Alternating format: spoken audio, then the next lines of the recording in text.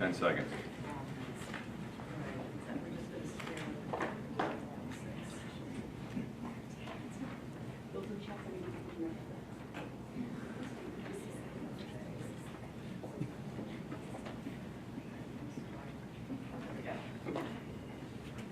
Good evening, everyone. Please join me for the Pledge of Allegiance.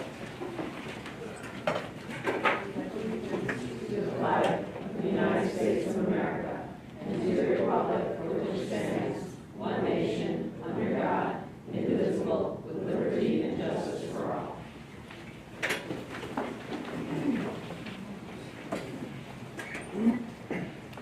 Thank you, everyone. And if I could have a motion to approve the agenda for the business meeting of March 9, 2026. Eric and Karen, any discussion? All in favor? Aye. I'm going to move us on to open forum. Greenville Central School District wishes to facilitate public access to meetings of the Board of Education and to provide an opportunity for the public comment at these meetings. Accordingly, the open forum provides an opportunity for members of the public to share thoughts about topics on the agenda. An individual's comments shall be limited to 5 minutes. Additionally, comments may be emailed to the district clerk, Daphne Pearson, using the email pearsond@greenvillecsd.org. In order for an email to be read during the meeting, it must be received by 4 p.m. on the day of the meeting and state that the email is to be read out loud. Emails shall be limited to 600 words. Please note, this is not the time to register complaints that need to be addressed confidentially through the proper channels. Remarks that might be considered defamatory, obscene, profane, stigmatizing, or otherwise impermissible in public forums are prohibited and shall be declared out of order. Board members actively listen during open forum but may not immediately respond to comments. Is there anyone that would like to speak? So just for the record, please state your name. Hi, my name is Monica. If you could press the gray button. Oh, look, I'm writing this. Oh, there we go. All right, let's try this again. Hi, my name is Monica Lundy. I am a high school math teacher here at Greenville Central School District. I want to start off by thanking Mike Bennett for his time serving our school district. Mike and I have a unique connection due to school safety events, and I've appreciated his support for our school district to put safety first. Mike has always made me feel seen in that regard, and I truly wish him the best in his next endeavor. I know that the state will benefit from his knowledge and caring nature. So thank you, Mike. As we move forward, though, in the next steps to find our next superintendent, I would like the board to consider Todd Hilgendorf. Todd has been a staple in our school community for years. He is the reason why I actually came to teach at this school. I believe he is one of the best leaders out there. He has served many roles here, from principal, admin for curriculum instruction, and assistant superintendent of business. In each of these positions, he's not only excelled, but he's pushed our school to be better. I know nobody else that has the experience and expertise that he does, and he's the most well-rounded person I know for this job. Greenville would not be what it is today without him. I understand his vision and stance on education, and I know for a fact that he will take our school to the next level. He is without a doubt the best possible leader for our school district. I know that Greenville will do a formal search and have interview committees and surveys. While we are in that process, I would like the board to consider Todd Hilgendorf to serve as interim superintendent. Thank you for your time and consideration.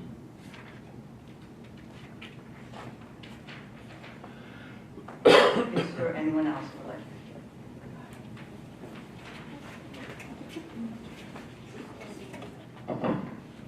Hello, my name is Matt Lacey. I'm a high school and middle school business teacher here.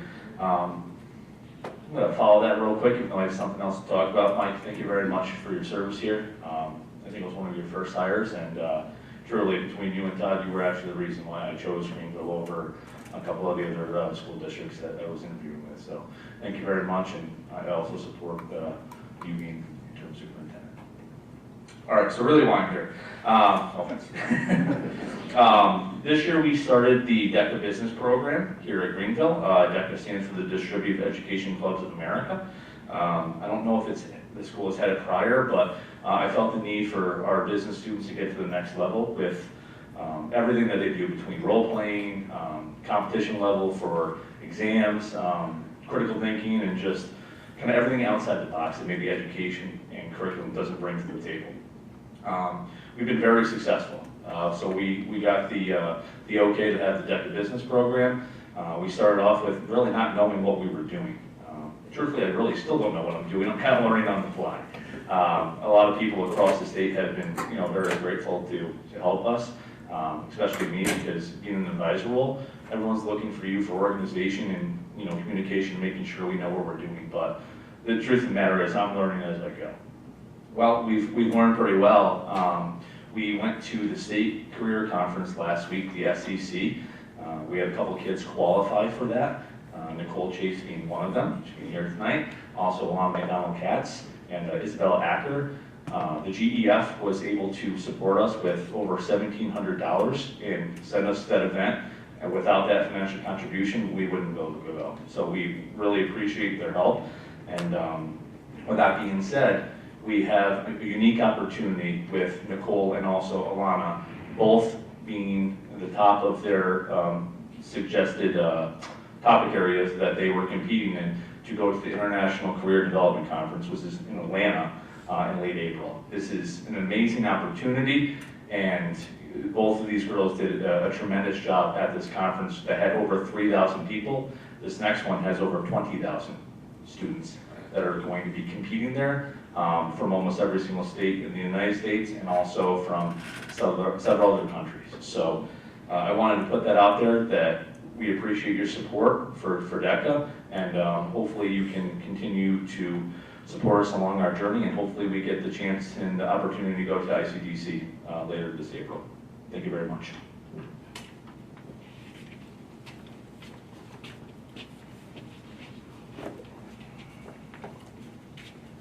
Hi, I'm Diane Lewis. I've worked at Greenville for 30 years. And I'd just like to say in those 30 years, I had some really terrible superintendents. You not included, Michael.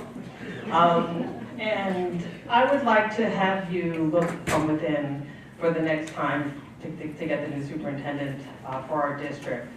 Some of the superintendents that I had in the past, did not follow through, they lied. It's very hard as a teacher to be effective when you don't have leadership at the top. Todd has the experience that we should be looking for a superintendent. He's been in the classroom, so he knows what that's like.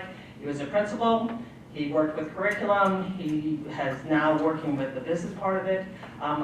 Where are we going to find somebody that has that kind of experience? And on top of it, Todd has devoted his career, most of his career, other than his teaching, classroom teaching, to Greenville. He's dedicated. He loves the kids of Greenville. He loves the parents. It comes to events that he's not necessarily needs to be there, but he's there to support. I really feel that rather than spend a lot of money outside the district, because now I'm also talking as a taxpayer, and listen, I have to listen to my husband, dairy farmer husband, all the time about how much money Greenville's spending.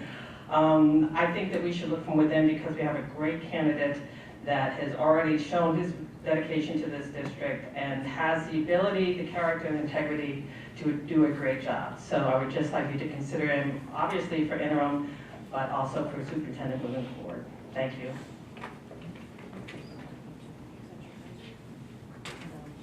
I'll take it. I'm only fucking I was going to say, what did you do? Hi, I'm Janet Mossman. I'm a retired business official from Greenville Central School. I retired in 2023, and Todd is my successor.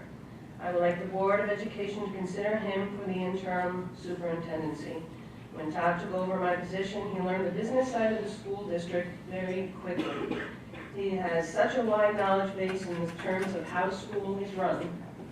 He has excelled in his role as Assistant Superintendent of Business. With all of the roles that Todd has held over the years at Greenville, his understanding of this school district is unmatched. I believe that for Greenville to excel, grow, and improve, we need someone with Todd's leadership and knowledge of Greenville. Please consider him for interim superintendent. Thank you.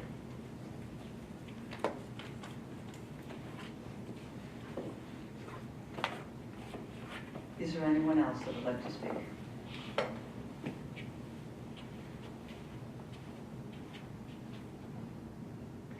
All right, so. Mike's not on. It's not on. Okay. So this is actually my first time back in this building for a while. I have a current Valley student, was a Greenville student throughout my elementary and middle school years. I am here to thank you all for the opportunity to go to Tech Valley. Both just out of genuine appreciation for the opportunity to go to Tech Valley. The collaboration between Greenville Central School District and Tech Valley to actually get transport managed for that is what facilitating that to actually happen. So on one hand, I also really I appreciate the opportunity to go there. My apologies, I'm not great with those. Just thank you, genuinely. Tech Valley has been a wonderful place for me over the last nearing 4 years. I'm my senior year now, pretty close to graduating, which I'm quite excited for. And it's just been a wonderful experience. Really tight-knit community because it's one of the smaller schools. And so I really appreciate having had the option to go. So thank you. You are welcome, and thank you for sharing. Can you just share your name, please? We couldn't hear it. I don't think I can keep it. Details. All right, Michael Cook. Thank you.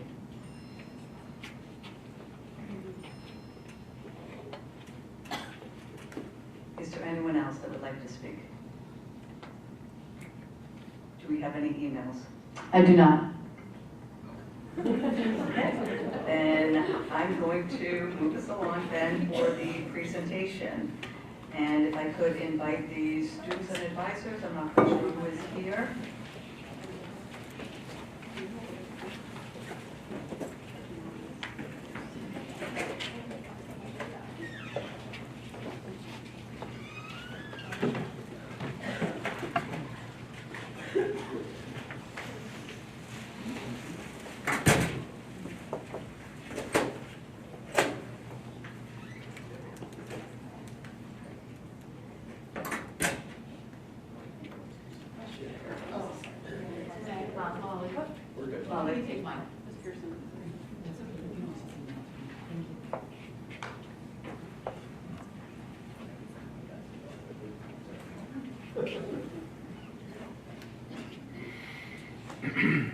Hello, my name is Avery McInerney, and I'm the Senior Class Vice President. I'm here representing the senior class to propose our senior trip, a trip to Orlando, Florida from May 30th to June 2nd, 2026. Our goal is to create a meaningful end-of-the-year experience that combines education, cultural exposure, and student wellness while celebrating the accomplishments of our graduating class. We understand that previous senior trip proposals raised concerns about student safety and liability. With that in mind, the proposal was designed specifically to address those concerns by focusing on structured activities, clear supervision, and established travel providers. This trip takes place entirely within the United States, using commercial air travel, and involved established hotels and supervised attractions that regularly host student groups. This trip will begin on Saturday, May 30th, when we would depart from Albany on a direct flight to Orlando. Transportation to the airport would be organized either by the school bus or the parent drop-off, and all students would be required to have a real ID for travel. Students would stay at a Hilton hotel with 2 students per room. The hotel provides breakfast each morning and has on-site staff, security, and group accommodations frequently used by student travel groups. The hotel also provides a shuttle service to and from the airport. The trip is priced out for 45 students and 5 chaperones, maintaining a supervision ratio of approximately 1 adult for every 9 students. Chaperones would be present during all travel activities and evening hours. Each day of this trip includes planned and structured activities. On the first day, students would attend a luau dinner and show. This provides a cultural experience while allowing the class to gather together in a supervised setting after travel. On Sunday, students would visit Universal Orlando Resort, specifically Islands of Adventure. In addition to the recreational experience, we're reaching out to the Parks Human Resources Department to see if they can provide a short presentation about careers in engineering, hospitality, entertainment, and business. This allows students to connect with what they have learned in school to a real-world career opportunities. On Monday, students would participate in a planned beach day. This part of the trip is intended to support student wellness and mental health, by giving seniors time to relax and connect before graduation. This portion of the trip has also been discussed with our school nurse as an opportunity to promote student well-being in a supervised environment. On Tuesday, students would visit Wild Florida Airboats in Gator Park. This experience includes an airport tour, a barbecue, a wildlife presentation, and a guided educational program. These activities connect to biology, environmental science, and the mechanical engineering concepts related to airboat operation. After the park visit, students would travel to the airport and return to Albany, arriving around 10:50 p.m. that evening. The estimated cost of the trip is approximately $895 per student, which includes flights, lodging, transportation, activities, and meal allowances. All pricing is based on 45 students and 5 chaperones, ensuring consistent supervision throughout the trip. Most importantly, this trip is designed with student safety at the top priority, including adult chaperone supervision throughout the entire trip, established travel providers and hotels that regularly host student groups, activities that occur at staffed regulated locations, a clear daily itinerary with limited unsupervised times, communication plans between chaperones, parents, and school administration. Overall, this trip offers educational opportunities in science and biology, cultural experience, career exploration, and important time for student wellness and community building. It will provide a meaningful and structured way for our senior class to celebrate the end of the high school journey while maintaining the safety and supervision standards expected by the school district. On behalf of the senior class, we thank you for your time and consideration. Oh, and thank you, Mr. Bennett, and I wish you luck on your future endeavors.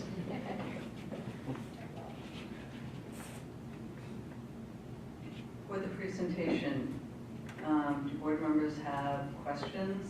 Now would be probably the best time to ask them. Before we do that, I do want to thank you very much for listening to our concerns and coming back with this trip proposal. I think that it addressed, I know, a lot of the concerns that I personally have. I can't speak for others. So, does anyone have any questions? I will say yes. Thank you guys. You've done a very nice job of covering things in this that we maybe had questions about before. I don't know if we maybe scared you off and that's why Avery's doing it this time, but I hope we didn't. But you guys did a great job coming up with this. It looks like it's cheaper than your last trip. I'm assuming there's still the opportunity for the kids to earn some money off the trip through their fundraisers and so on. They have 3 more main ones scheduled this year. I'm sorry. They have 3 more main ones scheduled. 3 more main ones. Okay. The only question I have on the transportation is you're going to Orlando Beach. It's a solid ride. Does Lyft actually go that far, or do you guys have another plan for that? So it's not It's- Lyft? It's not a It's Lyft? called a Lynx bus. Yeah. It's just a bus system in Orlando that will take us to the beach. It'll go all the way over. Yep. Okay. Thank you for the presentation. Certainly addressed a lot of my concerns. One of the things you did, I did not hear, so, but I'm going to say it so that everybody else can hear it, is the real ID. And if someone doesn't have a real ID, I see that you say it's going to take about 2 weeks for them to get it. So if somebody doesn't have a real ID and wants to come, there's enough window for them to get processed and get their IDs. Yep, so you can apply right on the DMV website. We didn't find an exact price, but it's anywhere from $10 to $30 to get a non-driver real ID. So any students will have plenty of time once this trip is hopefully approved to get this real ID to go on trip with us. Thank you.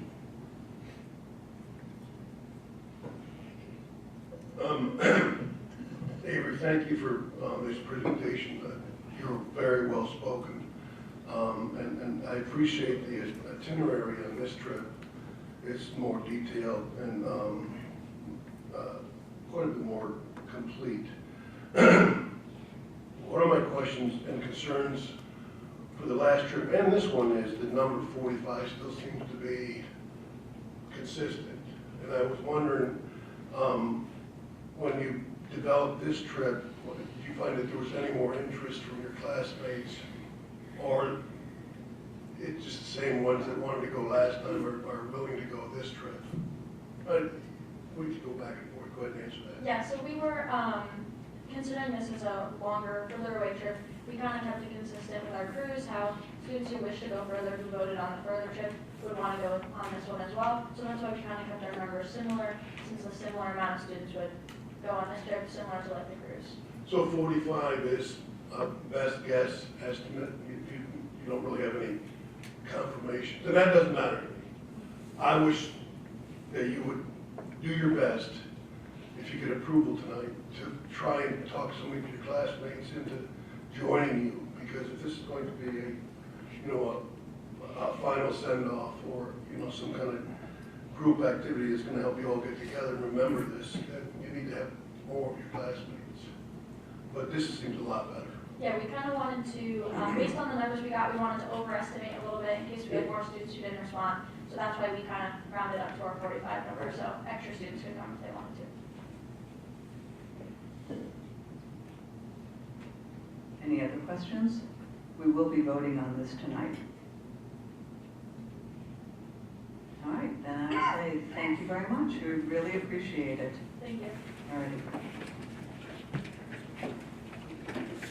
Now I'm going to take and turn us over to Todd Kilgendorf, who's going to be talking about the capital component, the administrative, and revenue for the budget. So take it away, Todd. All right, well, I'm going to jump in here and just say my part here as we get into our next delivery of the budget. Just to remind our board and the community as we take a look at each component of the school budget, and we continue to look at curriculum, culture, and community as our bedrock as far as what we want to talk about and build our budget in and around. So even as we heard with the program discussions at the last budget meeting, same goes for this tonight, is that we do take a look at everything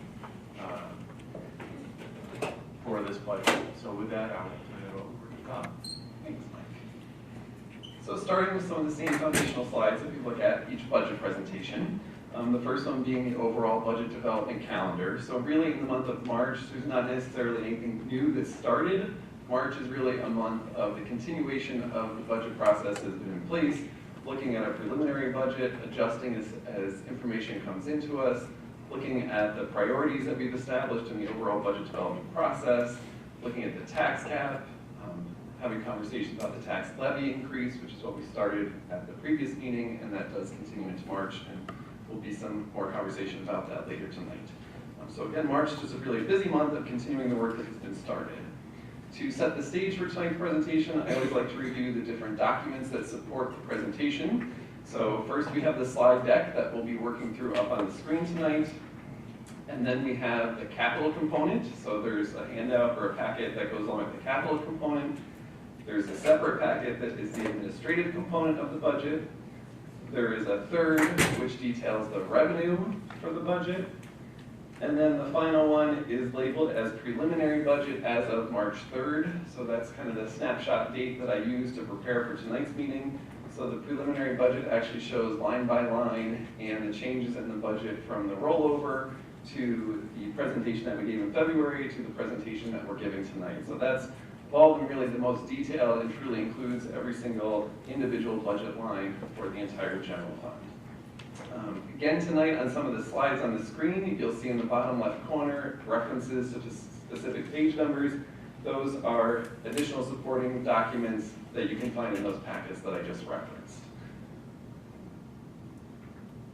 So the big decision points, we're at the point in the budget process that we really will touch on all three of these tonight, talking about program and staffing, talking about the tax levy and the percentage increase that will be in the final budget that's proposed to voters, and then also on the revenue side, talking about fund balance, the use of fund balance, and reserves. So we're at that point where all these different pieces of the puzzle are in place, so to speak. And we have our budget construction formula that we've been working through ever since we first talked in December and in January with the rollover budget.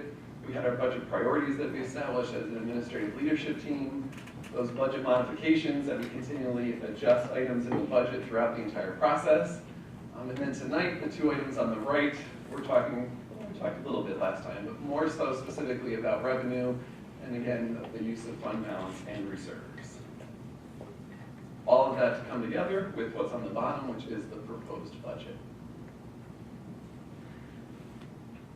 So tonight we're going to be doing the other two components. As a reminder, at February's meeting we did the program component, which is one of the three components that New York State requires us to break the budget into.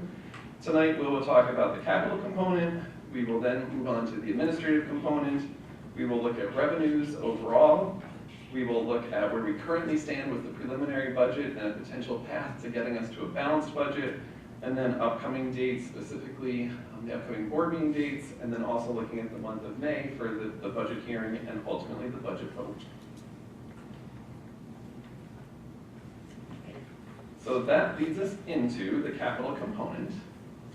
So the capital component includes buildings and grounds, judgment and claims for refunds of taxes, debt service for bus purchases, and any capital debt that we have for previous capital projects, as well as interfund transfers to capital fund if we were doing a small capital project. So just like we did with the program component, I like to start with within the capital component, what are the salaries and benefits in this area? As we mentioned in February for the program component, this really is the largest area of increase and the largest percentage of the overall budget. The same is true for the capital component. So for the capital component, looking at the salaries and benefits of the positions that fit into this area, the increase is about $118,000 or a 6.05% increase. Again, this would primarily be all of our buildings and ground staff fit into this component. With that, we have the one and only Mr. Rich Outram, our Director of Facilities, who's going to speak about the specific requests in the capital component for buildings and grounds. Good evening. We'll start out with equipment this year. We're going to keep it at $48,000, so there's no increase in that budget at all. Contractual expenses, $219,450. It's a $500 increase, which is a 0.06 decrease in that budget. Materials and supplies, we're keeping that the same this year. And our BOE service, we cut some things in it, so it's down $18,952, which is a 37% decrease. Excuse me. Proposal is $973,970, which is a $19,452 decrease and a 1.96 decrease in that budget. Rich, can you just mention what the plan is for the equipment? So Rich has a long-term plan looking at equipment within buildings and grounds and making sure that we're continually reviewing what's nearing the end of its life or what needs to be replaced, what are we spending more money on to repair than it would be to actually purchase new. So we try to keep that equipment line consistent year to year, knowing that there's always something to purchase. So for next year, the plan is... Trying to keep everything on a 10-year basis. So every 10 years we trade in different tractors, different trucks and things like that. And we're on a really good cycle right now. So this is trading in one of our tractors. We use it for lawn mowing and snow blowing both, so it's used all year round. So then the cost of maintaining them gets higher and higher each year, so we'll just try to keep it on that basis of 10-year, so the maintenance doesn't get over expensive. Can I ask a question? Yes. The contractual services. Yes. So the water sewer tax, it says minus 15,000? Is that? Correct. Okay. Is there a reason that that's going down? So that's the payment that we pay to the town for water and sewer. It's just the amount that the original money that the town borrowed when this started, I think, was 2 years ago, which is a higher rate that we were paying. So over time, that number comes down. So we're able to reduce it. And do you anticipate any changes in the electric? So yes, however, if the board remembers, last year the board approved for us to enter into a contract that actually was to purchase some of our energy through solar, which was going to be giving us a 10% decrease in our costs. That actually, because the solar farm was completed and the contract finally went into effect, even though it's a year later, We actually just saw those first 10% reductions on our February bill for electricity.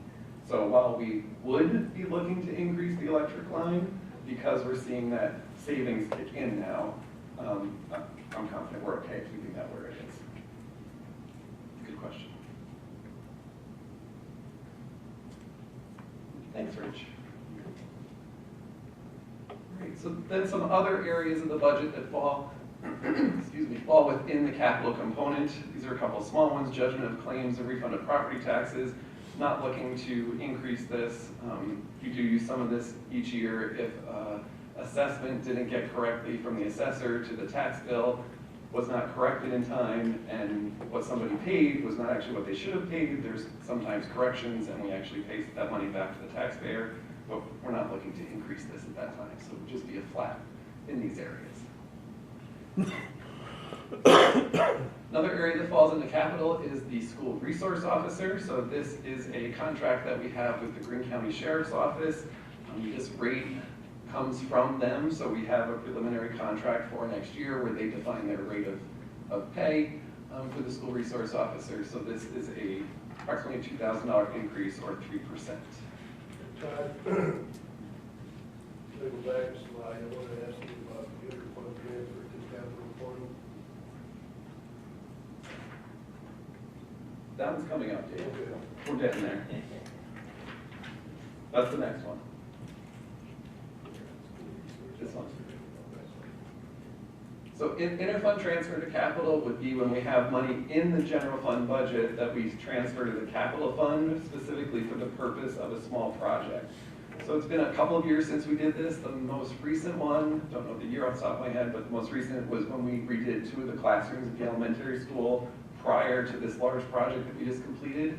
That was what we call a small capital project within the year. There was a budget line specifically for that purpose that we had in the general fund, and the voters voting on it approves us to transfer it to capital fund for the purpose of that project. At this time, we don't have plans to do a small capital project next year, so this would remain at 0, which is it's been last year and this year. Do you have a question on that, Dave? No. No? Okay.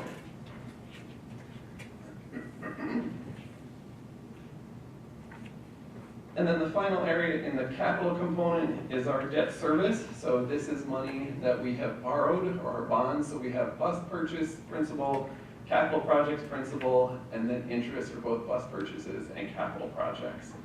So in this area overall, we're looking at $147,000 increase, or 4.63%. Just to explain this a little bit, looking at the bus purchase, principal is increasing. That's again the idea that we have increased our purchase of diesel buses in anticipation of the shift to EV buses. We wanted to maximize our fleet having the best diesel that we can before that transition to EV buses happens. So that increase is the direct result of each year over the past couple of years purchasing some diesel buses. So that number just goes up each year to make that happen. On the flip side, capital project, you'll see that the principal is increasing, but the interest is decreasing. That's related to this most recent large project that we finished. So in this current year budget, we had more budgeted on the interest side because it was the first year that we were borrowing that money. We had a higher interest payment and a lower principal payment. Next year that flips, right? Because now we're in the process of paying back that money. The principal amount actually goes up and the interest goes down. But overall, the increase here really comes from that bus purchase piece. Any questions on capital before we move on to administrative? On that slide, Todd, are those buses new to this budget, or is that one bus? So next year, it's projected that we will purchase 6 buses. Okay, so that's the line item amount to complete our goal of purchasing said number of buses every year, right? Correct. This isn't the actual amount to purchase the bus. This is the amount that we have to pay back on the money that we owe next year. So like the bus purchase principal of $692,000 in next year's budget with the current bus bonds that we have, plus the one that we're adding next year, that will be the payment that we have to make next year. That's different than the bus referendum the voters will vote on, which is the specific dollar value of the buses that we're looking to purchase next year, which is just around $1 million. But we're bonding that money, so even though we're borrowing $1 million next year for the purchase of 6 buses, we're not paying all that in next year. We're then adding that to the principal payment. Yes. We can have a philosophical question now about this particular line item. If we're in a deficit situation or in a tight budget, would it be advisable to cut this number down?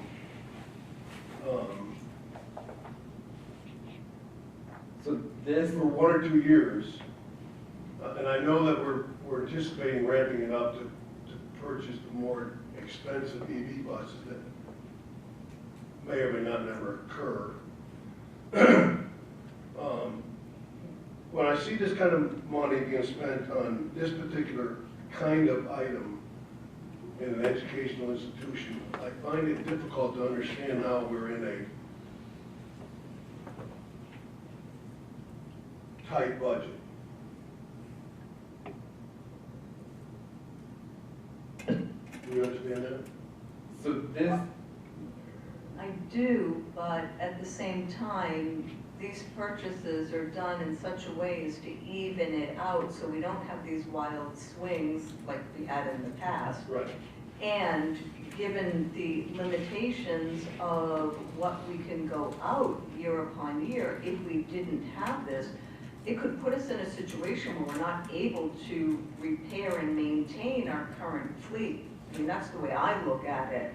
Todd, do you want to add anything to it? no, I agree. I'll add to that too, not to burst your bubble, Dave, but No. in next year's budget, this increase in principal is actually from the buses that we purchased this year. The increase of the purchase that we're making next year would only be on the interest side. The reason for that is even though we're buying new buses and we're in the queue to get those buses, and the ideal is we get them over the summer to start the school year with those new buses, the reality that we've seen over the past couple of years is that it gets pushed off later and later and later.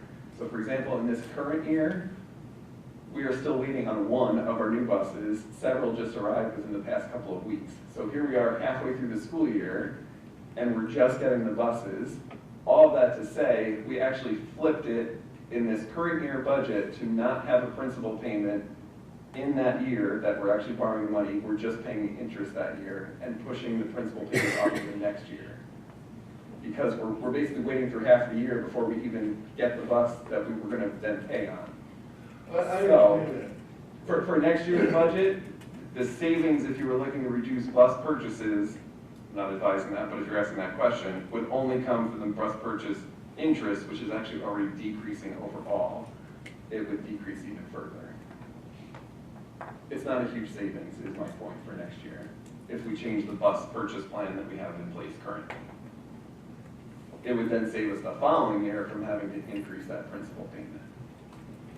Right, but this goes into my thinking, my experience in this industry is that in a truly tight budget situation, everything is slash and burn.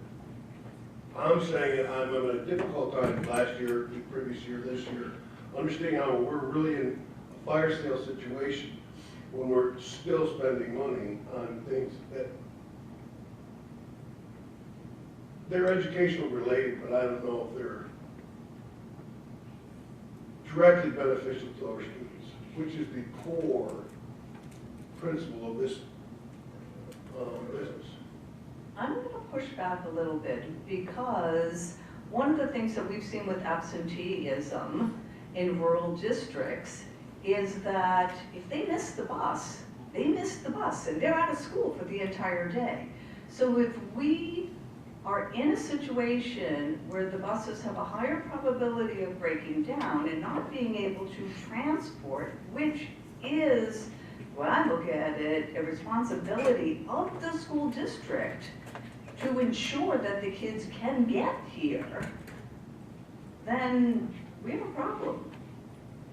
So I hear what you're saying about being cautious, but at the same time, if we don't maintain buses, we pay for it I get that. down the line. So, you know, like, are we, what's the expression, stealing from Peter to pay Paul or whatever? At some point, we're gonna feel it, and we won't be able to dig ourselves out of the hole.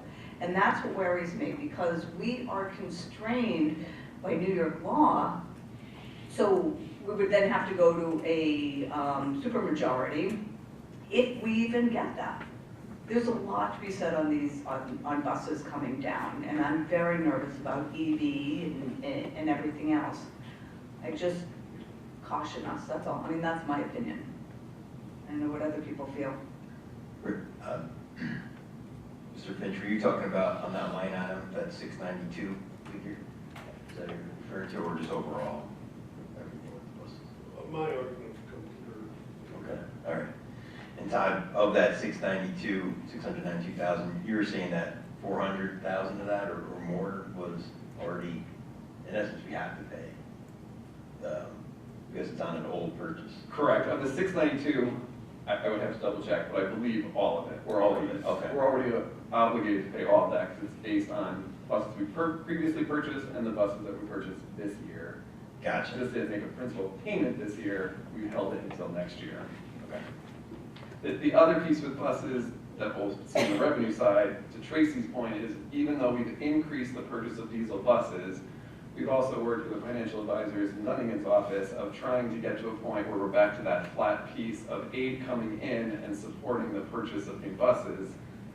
So you'll see when we get to the revenue side that our transportation aid is increasing as a direct result of the additional purchase of buses. So it does help to offset that long-term over the years. What is our transportation aid ratio? Approximately 60, somewhere in that realm, 60%. That was in the program component that I can go back and check. But somewhere around there, around 60%. But I do see the wisdom buying as many diesel buses as we can before the EV mandate kicks in, and buses are 3 times the price of a diesel. If not more. Yeah. I'm all in on that too, but at the same time, like you said, if we had your bets and that changed, that we didn't need them, then we had spent a lot of money sooner on buses, is what you're saying, that we could have maybe passed that savings on. But the taxpayers. Well, if we went by number of students on each bus, I understand we have to have a bus for every route, I got it, and a bus that actually operates, I get that, but I'm looking for avenues to save money other than where we're saving it. Understood. We have decreased the fleet in this process as well. Mary's done a great job of reducing total number of buses overall as we've made these purchases too. It's kind of like if you don't do the oil changes in your car, it's gonna come back to bite you. So at some point, I think we just need to be cognizant of that. I mean, other schools, other states don't have any transportation, and parents are required. So then what happens to the parents that can't ensure that their kids come to school? I mean, we start down a slippery slope for that. Does it make sense to review the transportation to see if maybe there's things that we haven't thought about there? As far as what? Maybe there's something we're not seeing about just the number of routes or time, kids on the bus and everything. Right. And the software she uses, squeezes every mile out of it. Correct. Dave, to your point, and Todd, this would be a question for you, is going back and looking at the trend of what is the life cycle of a bus. Has it increased over time? I have a feeling it has. Let's see what has happened for that. Maybe that will address your concerns, Dave. My concern is solely about buses. absolutely. So then let's share what the concerns are so that we can address them and so forth. Right. Absolutely. So I can only respond to what you're telling me. I know that. All right, I can't read minds yet. I know you're saying that some of these numbers are actually based, like, it's stuff that we've already done. Correct. Okay. So is there a way to at least provide us with the perspective that Dave is referring to, where if we didn't purchase, or then what would it look like next year in terms of revenue and in terms of savings in the budget? Does that make sense? No? Yeah. That's basically was my point on this was,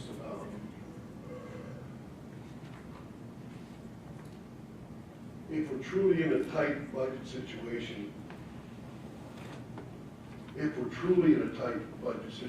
then we would be looking at all kinds of things where we're spending money, because we can't do much about revenue in reality. So we have to find out where we can save. But if we continue to do the same process year after year after year, I understand why we have a replacement process, why Scott has a replacement process for technology. That all makes sense to me. Until we're in a tight situation. And then you have to start looking at, okay, do we continue doing that? You know, if your household budget, and you spend $50 on Fruit Loops every week, and then all of a sudden you have a difficult situation, maybe you ought to take a look at where you're spending all your money. Well, one of the things I believe is right now, technically, if you live within 1 mile, then the policy says no transportation.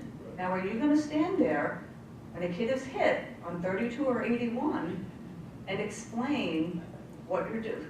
James, you're laughing, but these are Yeah, I part of appreciate the extreme considerations. scenarios. I appreciate, don't take the laughter in the wrong way. So I appreciate the scenario for sure. Do we have a district walking distance policy? We do. It's, if I remember correctly, I would have to confirm it, it's 1 mile. You do not, you're allowed to walk to school if you're within 1 mile. I'm definitely can look it up. I want to state right now, I am not suggesting that. That would not come out of my mouth. We're saving money in different ways. I mean, And I've seen districts do that during an actual budget situation, where they went to the 1 mile. right. I think that one of the things that perhaps might be useful would be to look at, are there other districts that are rural, either that have changed or lengthened their purchase cycle, what has happened, because it's always the unintended consequences that we can't foresee. We'll foresee 90% of what we think we can, but then it's the unintended consequences. In a way, we've benefited, I hate to say benefited, but as a result of the shortage of drivers, we have consolidated. So we don't have a fleet that we had 5 years ago. So maybe what would be helpful for Dave would be, for everyone, would be what is the savings, dare I say, had we not consolidated the fleet, what would transportation be at? I'm sure that money's already incorporated in the budget, the savings is already incorporated in the budget. That differential Yes, in terms of, factored in. yes. Yeah, for buses that we reduced the fleet by, yes. It may have been, instead of buying 6 buses next year, we were scheduled to buy 8, and we reduced it by 2. I don't know those numbers for sure, but like, that's the idea. Or the buses we purchased this year would have been a couple more, but because we reduced the fleet overall, that number is a little smaller. I appreciate the challenge to make sure that we are spending money wisely. And I think that that is a fiduciary responsibility that all of us have. Any other questions related to this? Keep going, Todd. Yeah. So moving on, thanks Rich for assisting with the capital component. I'll let you go. I mean, you're welcome to stay there and keep me company, but moving on to the administrative component is our third and final component. So this includes the salaries for professional staff who spend 50% or more of their time in administration and supervision, and the clerical staff that supports them. And then it has other pieces like central printing and curriculum development, tax collection, BOCE services, so kind of a collection of different things. The vast majority of it is the salaries and benefits of our administrators and their clerical staff. Todd, could you provide a list of all, I don't need the names, but I would appreciate a list of all the positions in this district that fall in that category where bullet number 1 is concerned, and bullet number 2. So, whoops.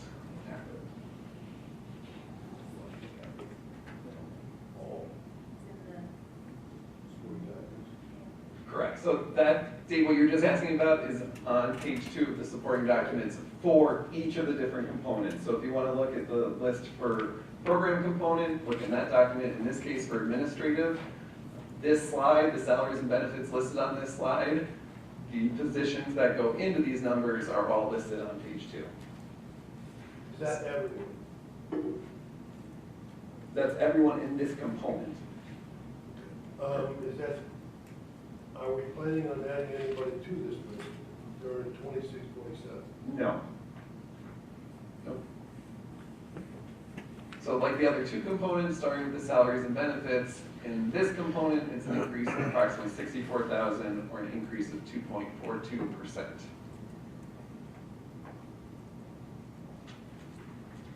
In terms of the different categories within the administrative component, we have contractual increase or contractual expenses.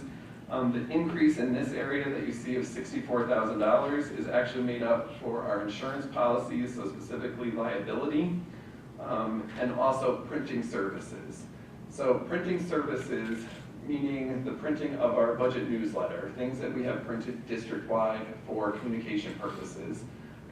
That number was, or that amount was previously budgeted in BOCE services. We are switching that from BOCE services to contractual expenses that will allow us to actually get better rates by looking at printing companies outside of just BOCEs. So we actually discovered that in BOCE services, while we try to maximize where we can spend things with BOCEs, we learned that the actual printing, the physical printing of the budget newsletter, we don't get paid on. So there was not an advantage of keeping it in that BOCEs line. It was a more advantage, and kudos to Sierra, because she actually researched and found printers that would actually give us a better rate, or a comparable rate, and potentially a better product. So all that to say, there would have been money in the BOCE services that came out, and that's why that BOCE services line, yes, it's still increasing, but only by 0.9%.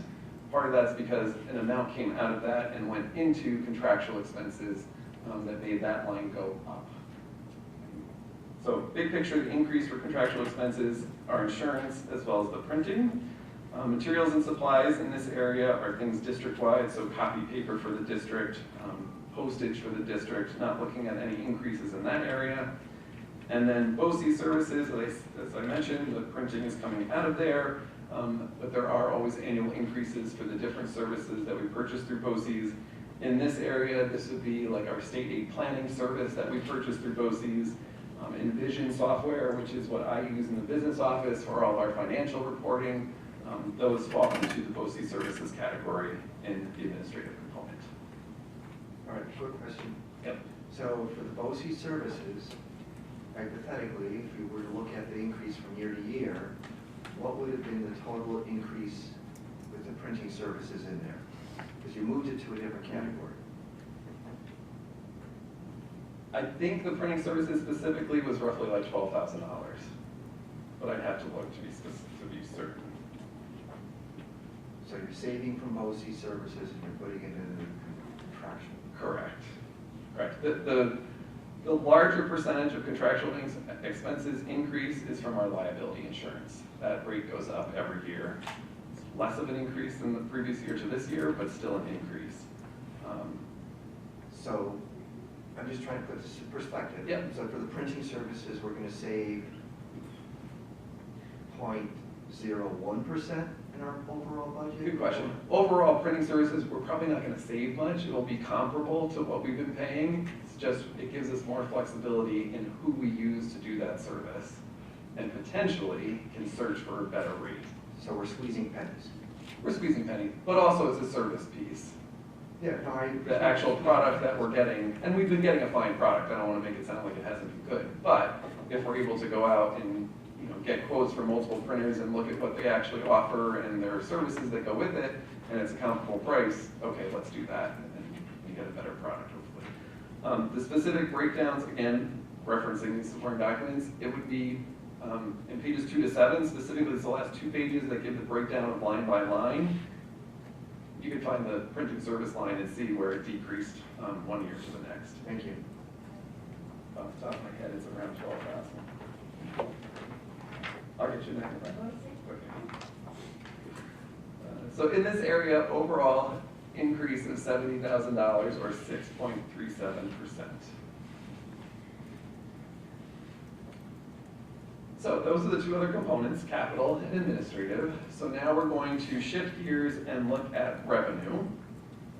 So starting big picture, overall revenue, where we are currently at and where we are currently projecting our revenue. 4 kind of different pieces of the pie. Looking at this, very clear, the 2 large ones are state aid and real estate taxes. So state aid makes up about 44%. Real estate taxes makes up 51%. Put that together, 95% of our revenue is coming from those 2 sources. We then have other small sources, local sources. We'll touch on some of those different, what that means. And then appropriated fund balance, which is the idea of using current year funds and pulling it over into next year, but as a revenue source, is at 2.25%. Taking that pie chart, but breaking it down line by line into the different categories of revenue. That's what you'll see on this slide. On the very bottom, you'll see it's an overall increase of revenue of just about $1 million, which is a 2.71% increase. On this slide, I'm not going to go through individually because we're going to kind of break this down into different categories in the following pages. But big takeaway for now is that 2.71% increase overall in revenue. From there, we'll break this down into those 2 main categories, so state aid and real estate taxes, or the tax levy. We'll do each one of those individually.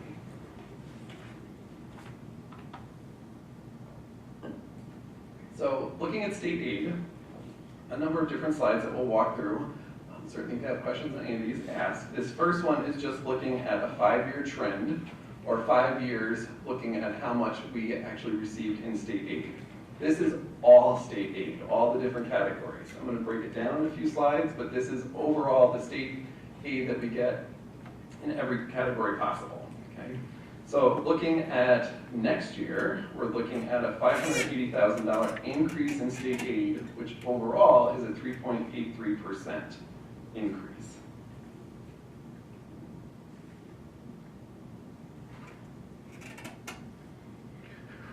When we look at state aid, the starting point for state aid is always the executive budget, which is the governor's budget that comes out in January. So this breakdown shows the different categories of state aid that we get. The first one being the most significant, which is foundation aid. We're going to break that down a little further in the next couple of slides. And then the other categories underneath, some are expense-driven aids, meaning we get back an aid based on what we actually spend.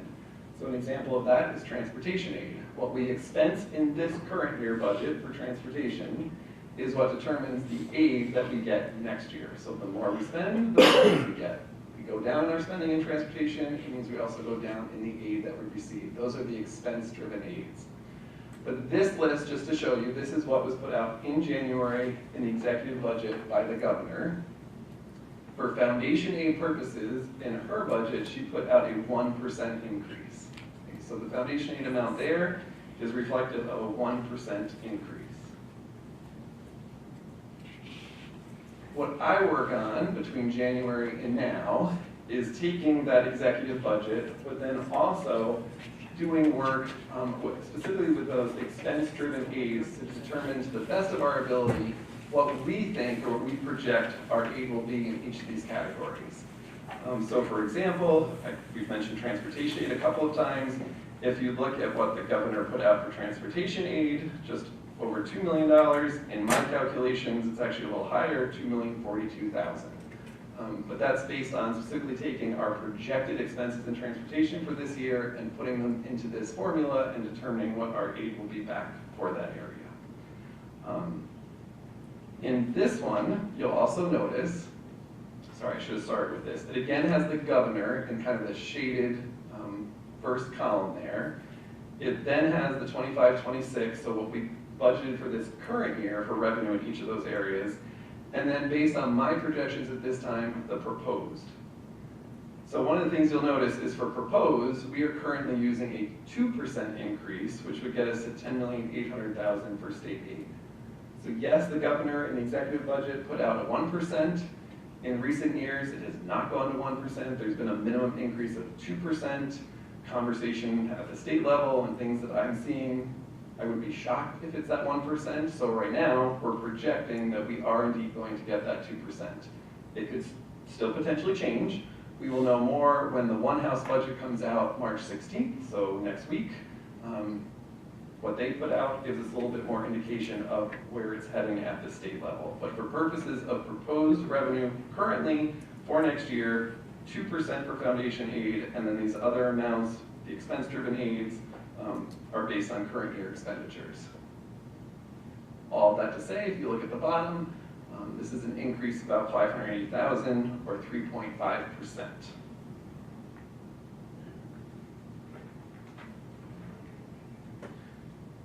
All right, so understanding that foundation aid piece. When you hear talk about the foundation aid formula, the first line on this slide is the foundation formula. That's terrible wording. It's the basis for the foundation formula. It's taking a per pupil amount. So this is the amount you get per pupil, and you're multiplying it by an enrollment number that's actually weighted based on our enrollment, the TAFU, which for some reason is always my favorite acronym because it just sounds fun. But TAFU is a weighted enrollment. We get more enrollment points, so to speak, for a special ed student with the understanding that it costs more to educate those students, so we get a higher enrollment weight for them. So across the top, that foundation aid formula, per pupil amount, times the number of pupils, gives us what our foundation aid would be if the formula was true for us. So in this case, the foundation aid formula for next year has us getting $9,933,000. That's actually less state aid than we're receiving this year in foundation aid. That would be absolute worst case scenario for us in terms of foundation aid, right? To go decrease, go backwards in terms of what we got from the state. Across the bottom shows you the other formula that the state has used in recent years to do a 2% minimum increase based on current year foundation aid.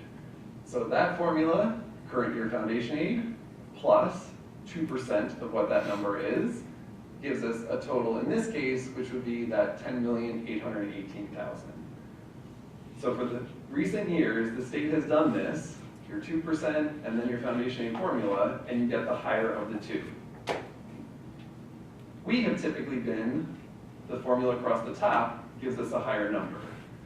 For this year, it was the reverse, just slightly. We'll look at that a little closer in a few slides.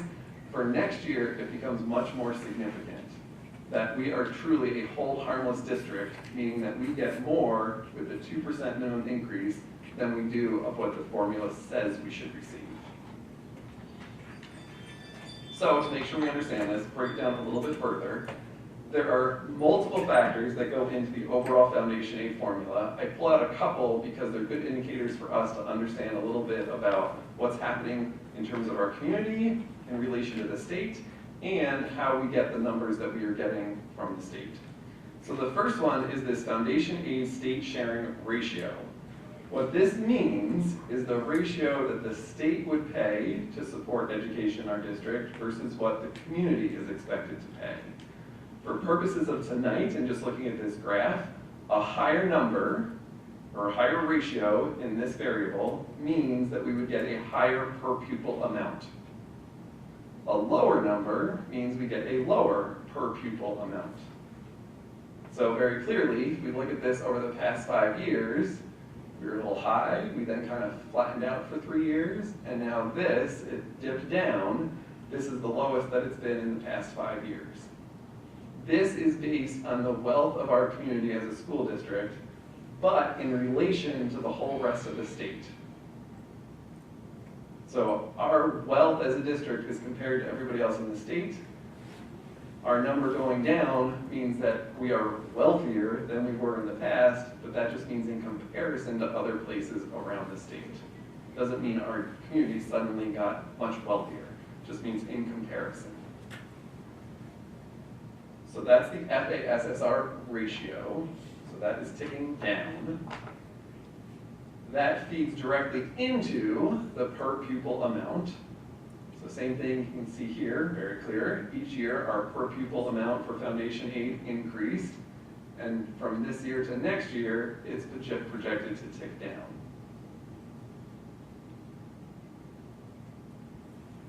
And then one more. This looks at total aidable foundation pupil units, TAPU. There it is, TAPU. Which is that weighted pupil count, but then also our actual enrollment.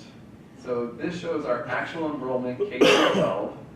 So for this current year, our enrollment used by the state was 1048, but the weighted enrollment based on the characteristics of our students, and again, special ed students having a higher weight, our TAPU was actually 1318. For next year, projection is that both those numbers are going down, and they're directly connected. So overall enrollment is ticking down, and as a result, our TAPU or weighted number is going down as well. So I'm sharing all this because these two pieces, the fact that per pupil amount is going down and the TAPU, the weighted enrollment, is going down, brings us back to this formula. You use either version of it, and certainly for us for next year, it is the bottom version that gives us a higher amount of foundation aid, which is that's what we're hoping for, that we get that 2% minimum from the state. Can I ask you a question? Of course. Does the school district control any of this? We do not. This is just us being forced to do at the will of the government. This is all a result of the foundation aid formula. That if you look at the entire formula, there's probably 40 plus factors that all feed into these two, being per pupil and the enrollment number. Correct, they're out of our control, right? We're also incredibly outdated. Some aspects, the state did, in this current year budget, they did update some of them in relation to the wealth. Previously, they used free and reduced lunch rates, but because so many districts around the state use the CEP program like we do to offer free meals to all students, it's harder to track what our true free and reduced lunch rate is versus everybody getting it. So they've updated some pieces, but you are correct, Kelly. The Rockefeller Institute study that was done last year had a whole host of recommendations. The state adopted a couple of them, right? For this year going into next, I have not heard any conversation of utilizing any additional recommendations from that report to tweak the formula further. Todd, Yeah. how does the state determine communal wealth for the community? What is it based off of? Good question. I know one piece of it is property tax or property wealth, and then there's other aspects of it that's income wealth. For property wealth, do they distinguish between full-time and part-time residents? That I do not know. I don't know. I can look up some information and Yeah, I know follow what up. you mean, and like we're stuck with what we're Correct. stuck, but there is. Correct. But to understand that. Right. Yep. It's very often that 50% of our residents not being full-time residents, that are sending their kids to school in other places. Wouldn't it be dependent upon where they declare their residency, where they're voting? Because if some of the individuals have a second home, but let's say they're based downstate, they're not going to be included, their income isn't going to be included. So that would be, when you're looking at that, just double check. For income, it's the property value piece Yes. that I believe would be included. And I think that's the problem with the property value piece is because typically, our seasonal winter or summer residents have higher value houses than on average our everyday people Full-time who residents. live here full-time, right? There are exceptions, but you're being penalized for people who have a loft on Park Avenue and also have a $1.2 million house here that they come for a few weeks a year. Right, if that's how they formulate it. Okay, Correct. why we Your vote thinking is welfare correct. as a. Exactly, as a district. In relation to other parts of the state where maybe property values have not increased at the same Right, rate. because nobody wants to visit the southern, like nobody has, the southern tier doesn't have that type of, where we do, but it's even more on the mountain. Like, it's not uncommon to have an 80 or 90% ratio on the mountain top of, you live and work in Hunter and you just have schemes. Correct, but remember Greenville's made up also of 11 towns, so Yes. not all Not of all. the towns are experiencing that, but absolutely. I can get some additional information and share with the board, certainly. All right, wouldn't that also be, I mean, if in your scenario, if they had that high dollar value property in our district, wouldn't they be paying Well, property? they're paying taxes, which is excellent for us, but if it's like, we get extra It hurts us $2,000 at a one year. end and helps us. Right, but overall, it gives us this, it says, oh, like suddenly we're wealthy and we can't get this so much per student. That extra $2,000 that they're paying in tax is great, but if we're losing $2,000 a student, then the negative is way worse than the positive. And also, it's, I don't know how they The do. loss of students, it's hurting us all. Right. Correct, Right. that is the other piece. And there is a kind of, that's, since COVID, it's part of the whole real estate issue is that there's so many people that bought from out of this area. The property values have gone up so much that we've lost our ability to sell to like first-time home buyers. Like our typical first-time home buyers are now in their 30s and 40s. Where this area, it used to be in your mid-20s, you have enough of a job and savings to be able to buy yourself a house, you know, in Greenville, Western Level, Queen Anne's. To those folks who typically have kids. Right, and they can't live here, and they also, the rentals are like equally as crazy often, so they're paying rents that are more than what a mortgage would be, they're leaving. So yeah, it's hurting us in all the directions. It also compounds on itself, and here we are. Which possibly suggests that the state should reevaluate how they do their calculation.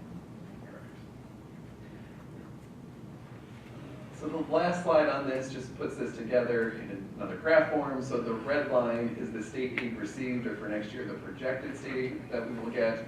And the gray line is that state aid formula. So the other piece of this, you don't have to go back too far in time. So 22, 23, you'll see that what we received was actually less than what the formula said we should get. And so that was when the state was actually not fully funding everybody on formula. Great, we got that extra back then, but we didn't. 23, 24 was the first year that the state committed and actually did on formula. So for us, that was a good thing that year. We actually got what the formula said we should get. 24, 25, same situation. 25, 26, they're right on top of each other because what we received is just slightly higher than what the formula said by like less than $1,000. And then next year you see this where it's, you know, it's splitting apart, where what we would have received by the formula is significantly less than what hopefully we do receive. So that is the state aid side, looking at the different pieces of state aid. The other significant category of revenue is our tax levy. So this graph shows 5 years of the percentage increase in the tax levy. So this is where we took information from the board from last month's meeting. At the time, I was using a 2.5% tax levy increase. The numbers that we're sharing with you tonight, including this slide, has us at a 3% tax levy increase. And you can see that equates to an increase of $569,000. And then same information, but just looking at it instead of a percentage increase, an actual dollar value over those 5 years. This obviously is a steady increase year to year of taxes increase each year over the past 5 years.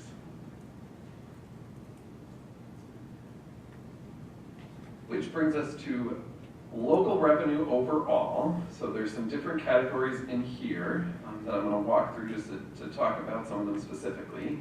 So fund balance, as I mentioned earlier, this is using current year funds and pulling them into next year for the purpose of revenue.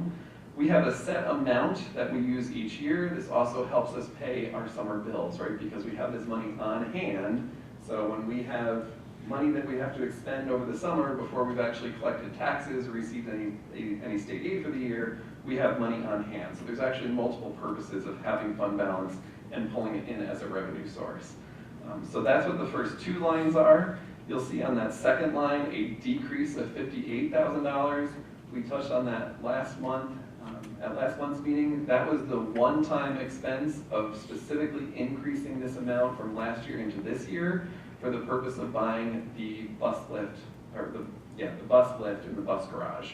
We knew that that was a larger equipment expense than transportation typically requires, so it was just a one-year purchase that with these funds, and then going into next year, pulling that back down to where it has been in recent years. I'm going to hit on some of the increases or changes. So interest on deposits. This is where when we have money on hand, we have them in different accounts and we earn interest on that money. Throughout the past couple of years, we've increased this line in the revenue budget a little bit each year, and working with Melanie Lesher, our treasurer, who is the interest guru, does a great job of looking at interest rates, and we've actually increased how much we're able to bring in our interest. So we are confident and comfortable increasing what we have budgeted by $20,000 in this, or in for next year's budget.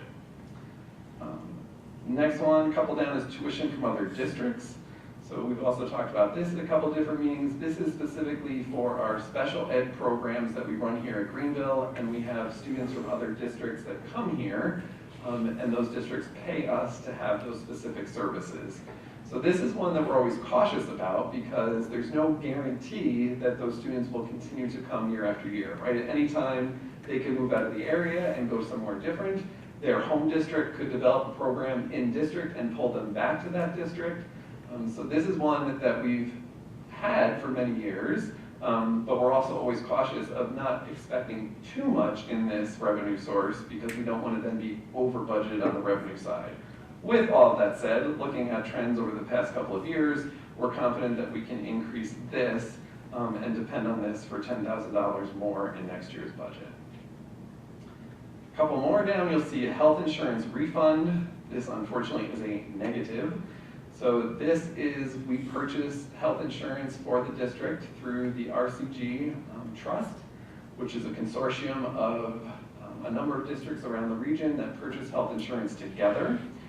When the trust has a surplus at the end of the year, meaning that the health insurance companies, the rates that they set were actually higher than what the actuals came in, so there's actually extra money there, it comes back to the district. This is going down for next year. So while we had a certain amount, we had $175,000 budget in this current year for a refund that we were receiving from the trust. This is an actual true number that we know. In next year's budget, we'll only be receiving $60,000, $505 in a refund, so a decrease of $114,000. And then the last one I'm going to touch on is interfund transfer from debt service. So debt service fund is money that we earn interest on money that we borrowed for a capital project. So specific example, this past year, the large project that we did, last year we borrowed money for the purpose of that project. We didn't obviously then just pay it all out immediately. We paid as work was completed. As contractors finished work, each month they submitted their invoices and we paid those bills. While the money that we had borrowed was sitting in our accounts, we're able to earn interest on that money. So any of that interest goes into what's called the debt service fund and can only be used for the purpose of paying down debt. So this is a place that we can look to help offset an increase or a spike in debt service. So specifically for next year, working with our financial advisors, we had planned or are planning to use $30,000 from the debt service fund, pull it into general fund as a revenue source, specifically to help offset the increase in the bus purchase. So we actually considered doing that for this current year. Ultimately, it wasn't needed, but looking at next year and trying to balance the budget, this is an appropriate place and recommended by our financial advisors to use $30,000 from debt service for that purpose.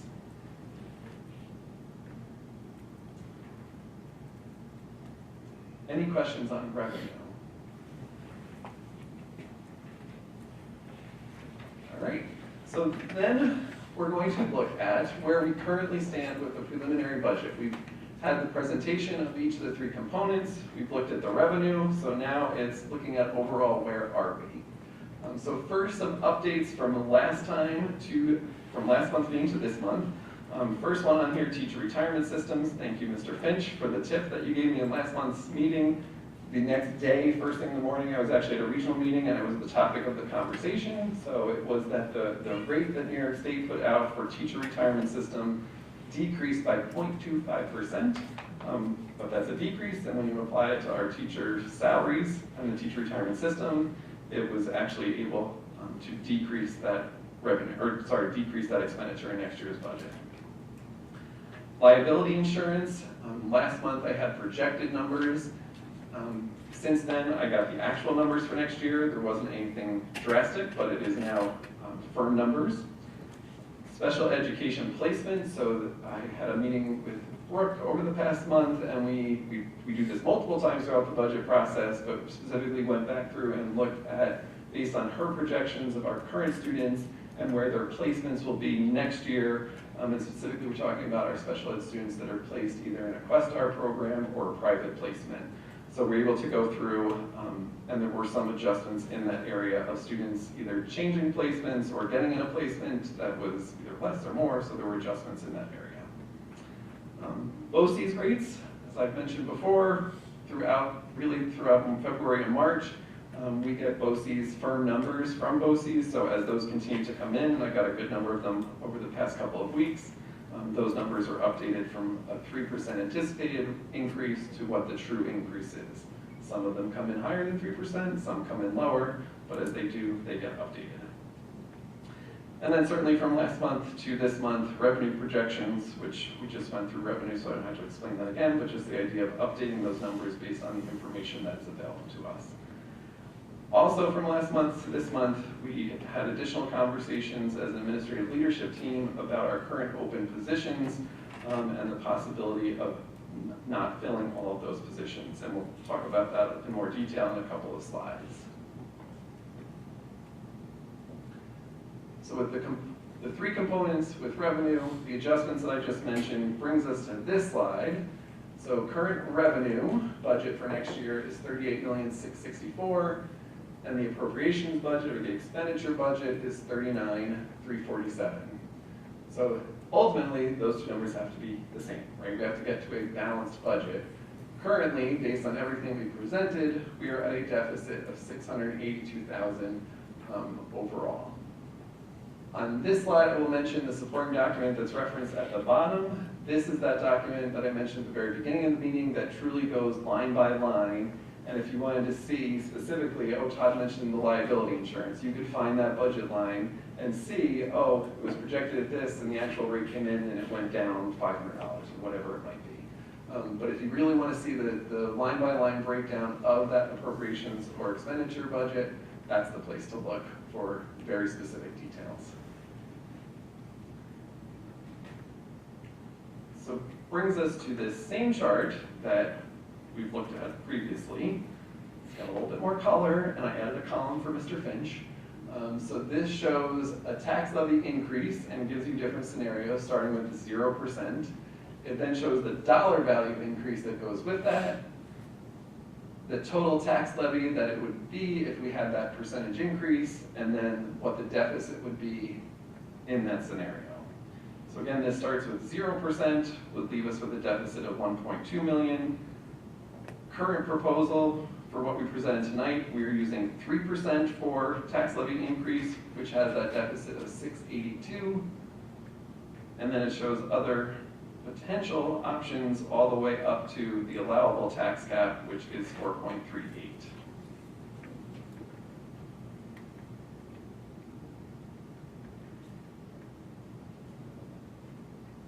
No questions? I'm going to keep rolling.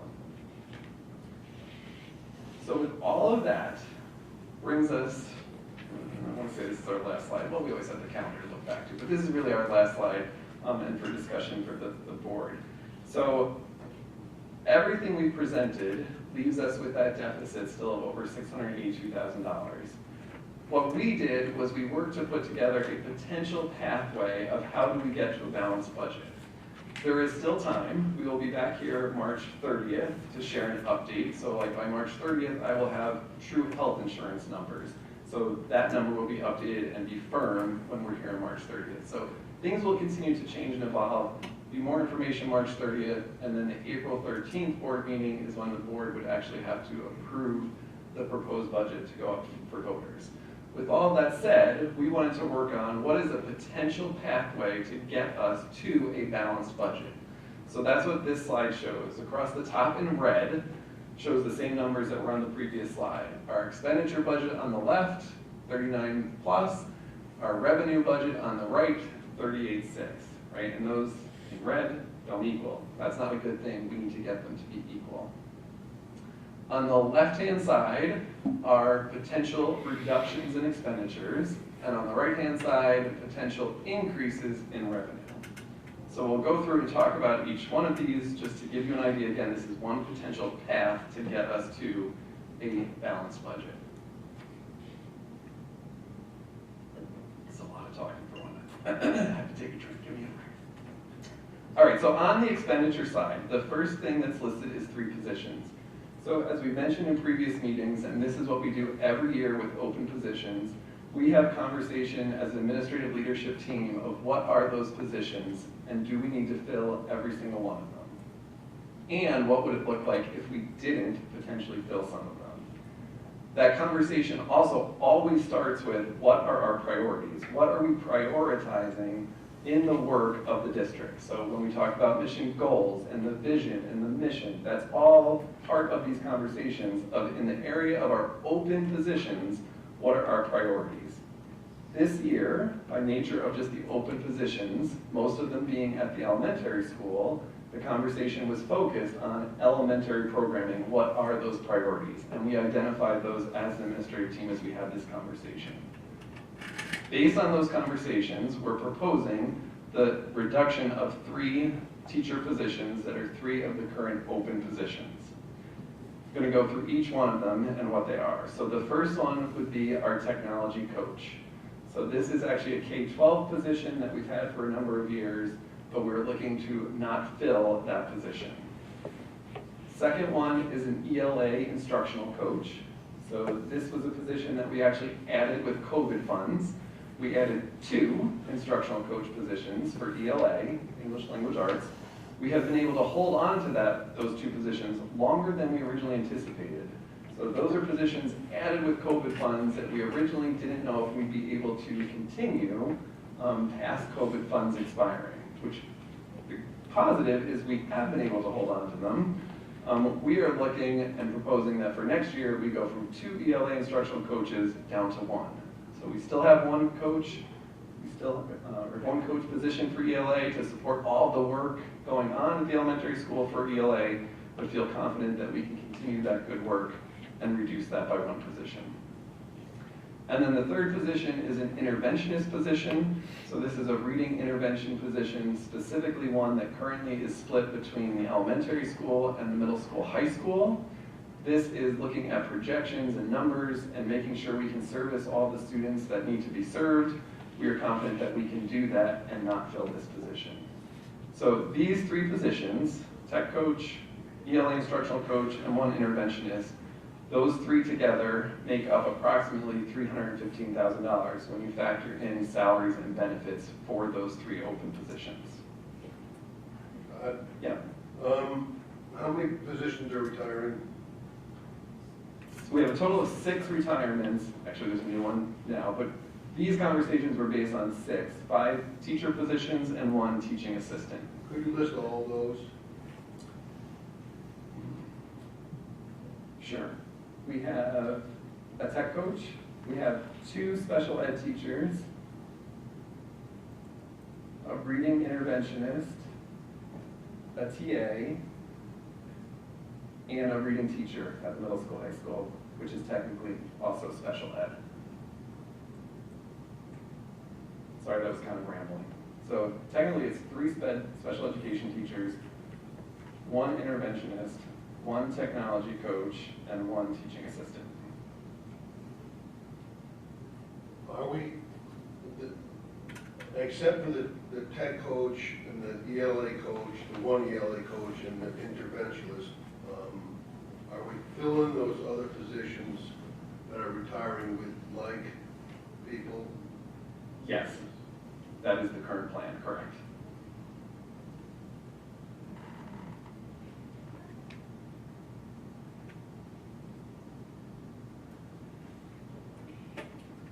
All right, I'm going to keep going.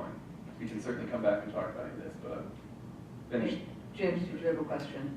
I was wondering if Mr. Urban had any thoughts on the K through 12, or especially with the reading. Yeah, so Mr. Urban was part of those conversations. As I mentioned, we started that conversation with a list of what our priorities are. I will say these are not easy conversations to have either, right? Like, we're very aware that we want to continue the programming that we're doing, but also the realist of what the budget can sustain. So we started with that priority. I will say we had this conversation, came to these decisions, and then we revisited, okay, let's relook at our priorities. Can we still, and Mr. Urban was part of this certainly, can we still maintain these as our priorities and feel like we're going to do a good job at that? And the answer was yes. So yeah. Thank you. This scenario is not going to increase any class size, right? Doesn't look like that would be an issue. These are correct.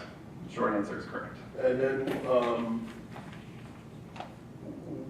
again, I asked you this before on the administrative component, but we are not hiring any new positions to occupy some of the savings.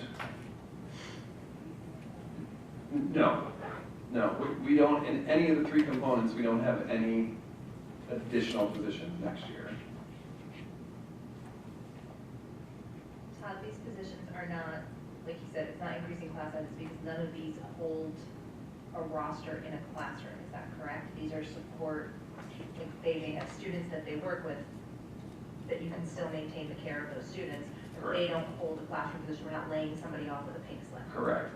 That's also important. In all of these conversations, we always start with the open positions to see what are our options and where could potentially shifts happen. So in this situation, no, nobody that is currently employed will be getting laid off. It's 3 of the 5 retirement teacher positions would just not be filled. Todd, the 315 for this item, is that all inclusive salary benefits the whole time, except for payments toward their retiree benefits? No, that's in there too. Okay. Yep. That's all inclusive. So that is why that number is so large, right? If you think of 3 teachers, divide 315 by 3 and get 105, does not mean we're hiring new teachers at a salary of 105. There's health benefits that go along with that, TRS benefits, so it's everything that would be the cost of those positions is in there. All right.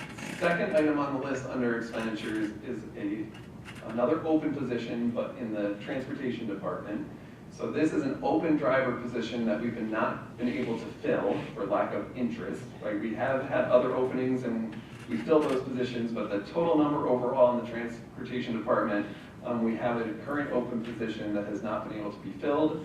Mary has previously restructured routes and has been making it work with what she has, and it's working, so we're comfortable saying that we can reduce this one position. It's also only a 4-hour driver position, so the amount that goes with it, $20,000. There's not insurance in there because a 4-hour employee would not be eligible for health insurance benefits, so that number is small, but it's still sticking with our process of looking at open positions and determining if we need to fill all of them.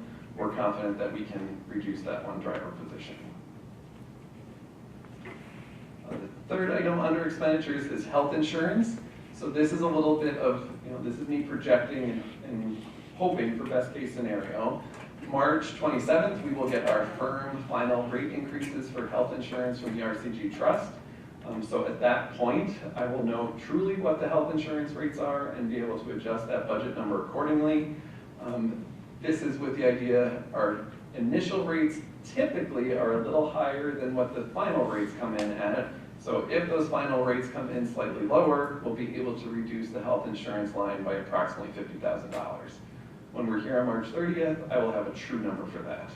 And hopefully it is a decrease and not an increase. But if it's a decrease, hopefully around 50,000. And then the last item under expenditures, materials, supplies, textbooks, equipment. This would be a process of working with our administrative team and our department supervisors to look across the entire K-12 budget and look for areas that we can make slight reductions that when we put them all together add up to roughly this amount that is on here. This would be if needed, right? If all these other things don't balance out, this would be an area that we would go to. Not that we haven't already done this, but this gets to the point of like, okay, we are really crunching to get to a balanced budget. If we had to, this is a place that we could go back to and look for areas to reduce. So that is all the expenditure side. On the right-hand side for revenues, again, this potential path, just so people understand an option. If the tax levy went from 3%, which is what we have in our current budget proposal, to 4%, that's an increase of $189,000. For the board's purpose of thinking about it, or if it went from 3 to 3.5, it would be approximately half of that, or would be half of that number. Just some number other than 3 gets us an increase in that area. But if we went all the way to 4%, we would have an increase on the revenue side of $189,000. And then the second item under revenues, the debt service funds. This is what I spoke about earlier. We're already budgeting to pull $30,000 from debt service into the revenue source for next year. This would be an option of using an additional $70,000 from debt service fund for the purpose of paying debt in next year's budget, but it would be in addition to the revenue side, so that increases the revenue. When you take all those factors, on the expenditure side, subtract them, on the revenue side, increase them, we get to the goal, which is on the bottom in green with the lovely equal sign. Those two numbers equal, and it's a balanced budget. Does it mean all these factors are going to be? No, because there's still things that are going to shift and adjustments that will be made. But we wanted to at least present here's a potential path so that the board can have that as an example and certainly allow for conversation or questions related to it. Can you provide one more piece of information for me? Yeah. Not tonight. I would like to see what the budget balance at the end of the year is for the last 5 budgets, just so we have an idea of how much. If we're getting tighter, then that number should be smaller as we go along year to year. But there's still a considerable amount of money left at the end of the year.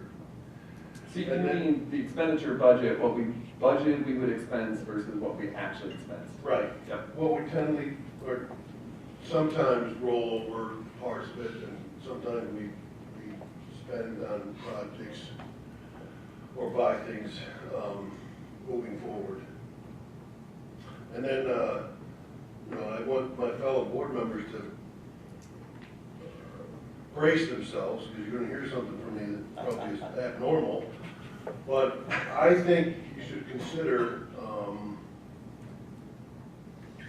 a tax levy amount to the maximum we're allowed, 4.38, because if we don't, it's going to get worse next year. And every year we don't hit, we can be within an acceptable range to that 4.38. But if we don't hit close to that number, you saw the chart that Todd provided last, and I knew it was going to happen. Looking back several years, once you don't make that target, the math is done by the state long before the information ever gets here. So when we make a local decision to be lower than what we're allowed, it starts to pair off. Now, we have a great track record of our community supporting the school budget. And it's a big ask, I understand that. But the math is right there. And some of you folks on the bus discussion we had tonight said you either pay now or you pay a lot more later. That is the true case with this scenario. But we're not deciding this tonight, are we? No, this conversation, certainly, I will take information that the board's providing and we can adjust and tweak.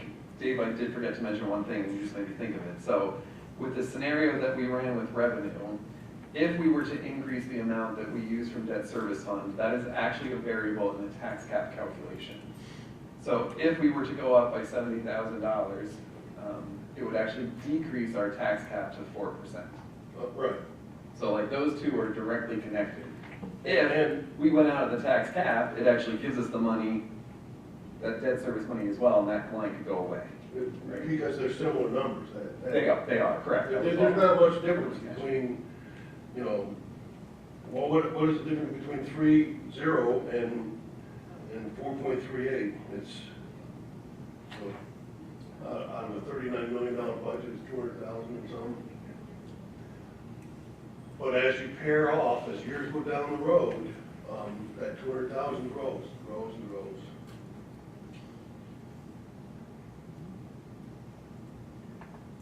Any other comments?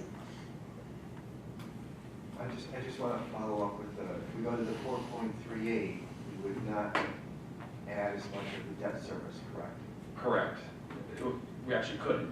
Correct. So the state considers the debt service line is local source, right? It's a local revenue source. So it's, if we use it, it's kind of counts like tax levy money in a sense in terms of the tax cap. So anything that we use in that area would then be subtracted out of what the actual tax cap is.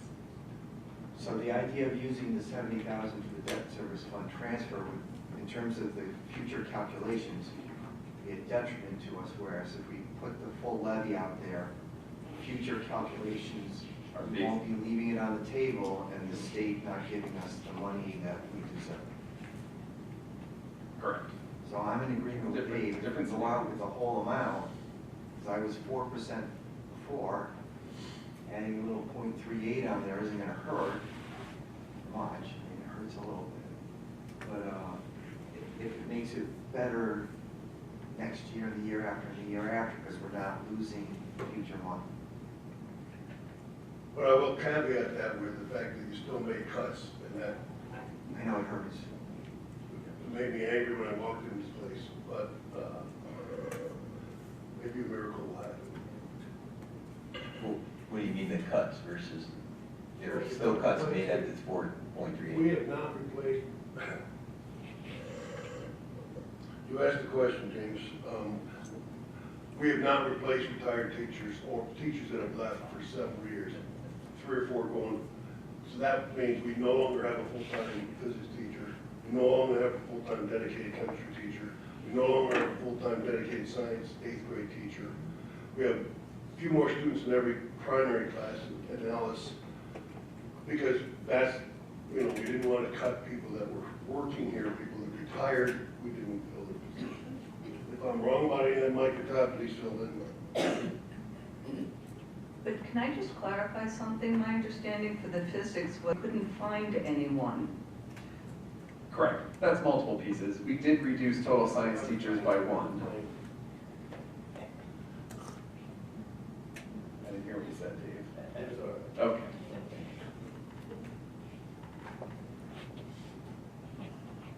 Good. All right. So my last slide is always the same, which is just our calendar overall.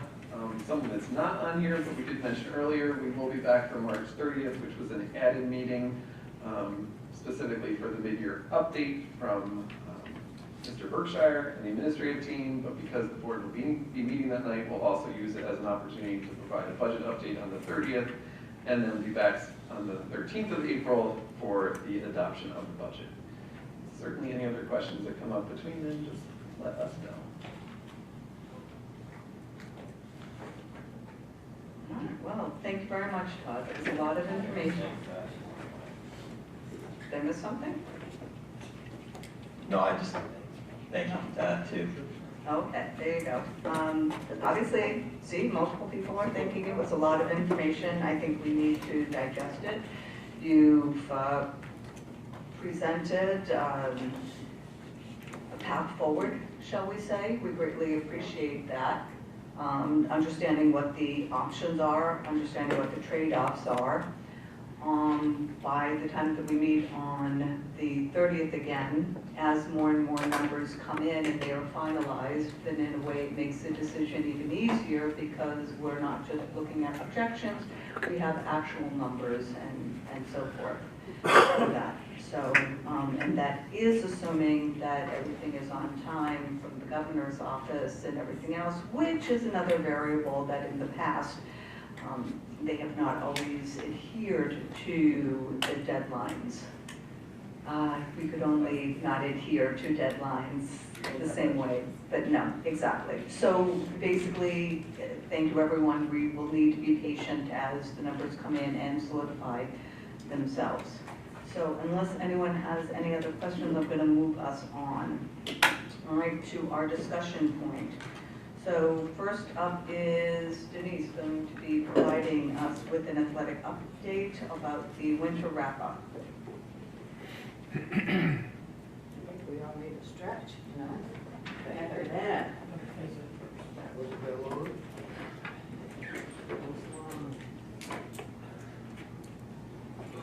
So I will give you another number. 100% of our winter teams were scholar athlete teams. Yes, I know, that's very exciting. Okay, so boys basketball, we had first team all conference was Jacob Roth.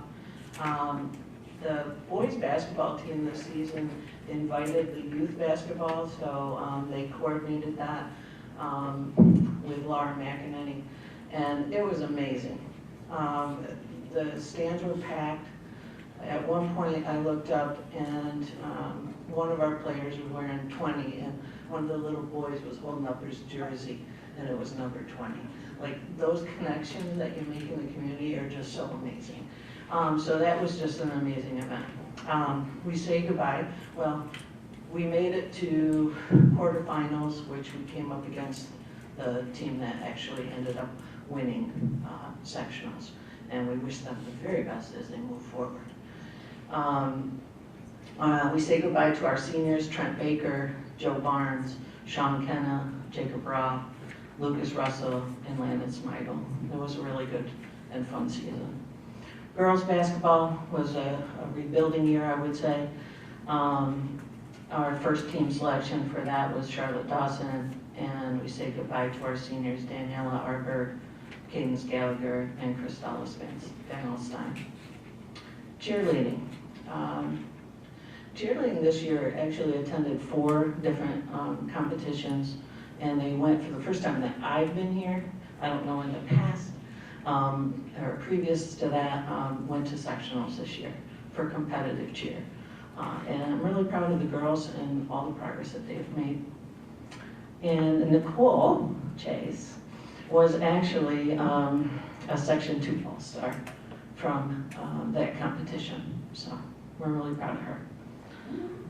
The cheerleading team, they continue to progress, and it's because of Erica Hamilton and Megan Schufo that they just continue to move forward with the program. They attend stunning clinics.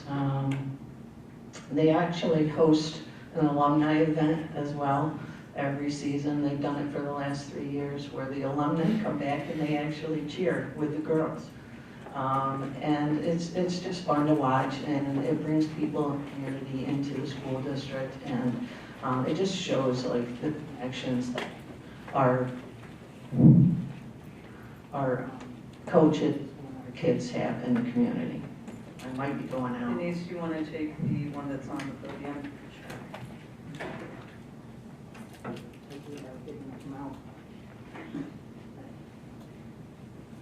All right.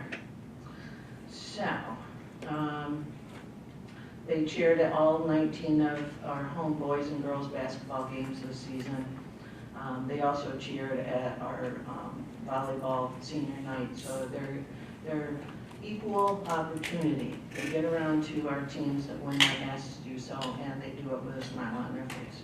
So we're really, really grateful for that. They are hoping to get a modified program in the future. And we'll see what we can do about that. And we say goodbye to Nicole Chase as our senior, our lone senior. I wanted to read boys swimming and diving. those of you that know that we're involved in a merger with Ravina Appointments, I know I say that probably wrong, Selkirk. And I wanted to read what their coach wrote. They had a fantastic season this year. Congratulations to the boys varsity swimming and diving team for capturing the Section 2 Division II championship last weekend. Trailing by 1 point going into the final event, the 400 freestyle relay team of Ashton Gunter, which is one of ours, Landon Hungerford, Cole Hungerford, and Brett Hungerford won the event, setting a new school record and sealing the championship win. The same group placed second in the 200 medley relay and the 200 freestyle relay team of Aiden Bowen, Blake Gunter, Lucas Albano, and Owen Smith finished fifth. Brett Hungerford won the 100 breaststroke title and finished second in the 200 freestyle.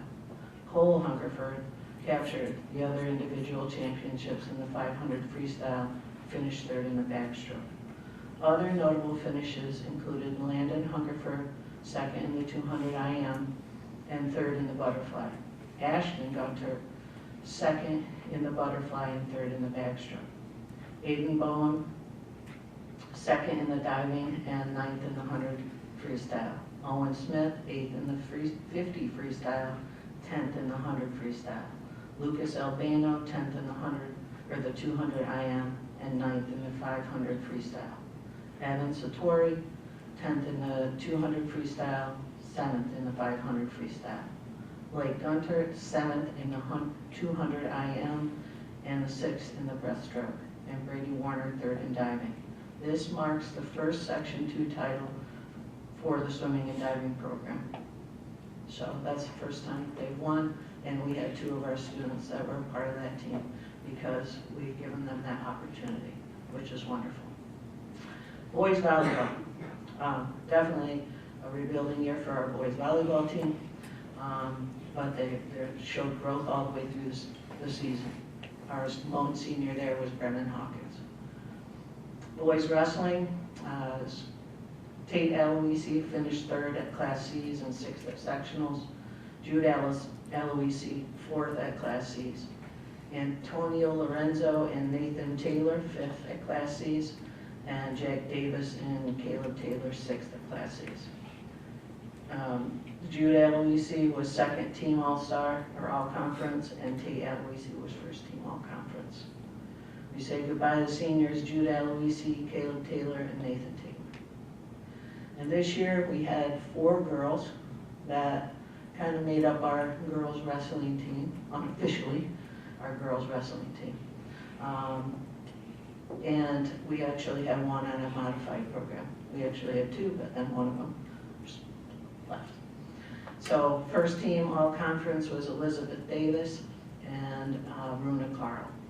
Liz and Runa actually went on to represent us at sectionals, and they participated in, all the girls participated, well, 3 of them, participated in 4 invitational tournaments plus sectionals and state qualifiers. Runa made it to state qualifiers.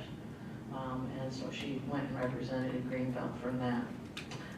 And we say goodbye to our senior, Katie Cullen, and she actually injured herself during the season, so she wasn't able to go further, but I think she would have done really well at sectionals and maybe made state qualifiers.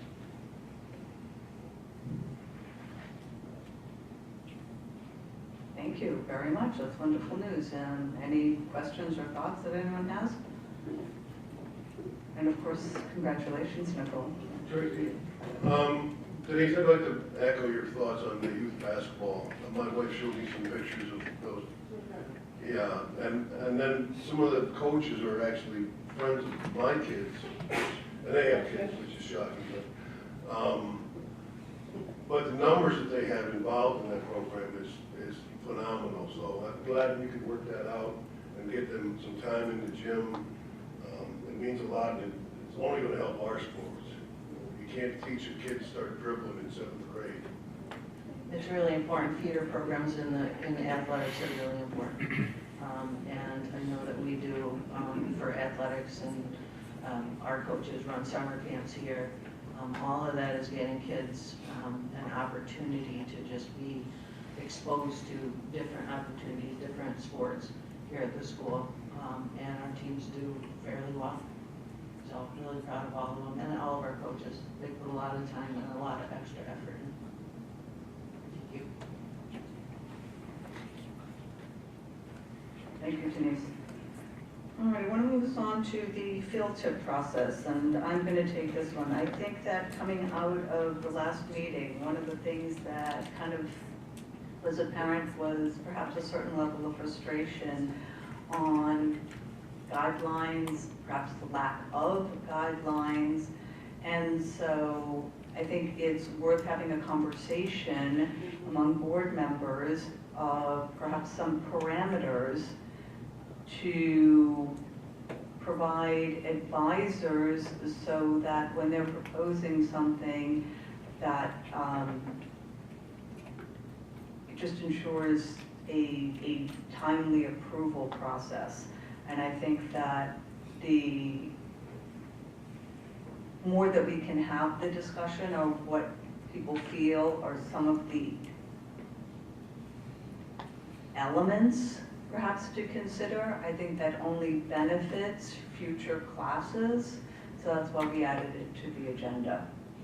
So does anyone want to start off? I mean, really, we're kind of looking to compile something that we have as a living, breathing document right now, according to policy. The only real requirement, I believe, is that trips have an educational component. And I think that that was demonstrated. But what are some of the other things that we would like to provide or that just helps everyone in the process? I mean, I'll start with one. I'd like it to keep it stateside. I'm comfortable saying that for me.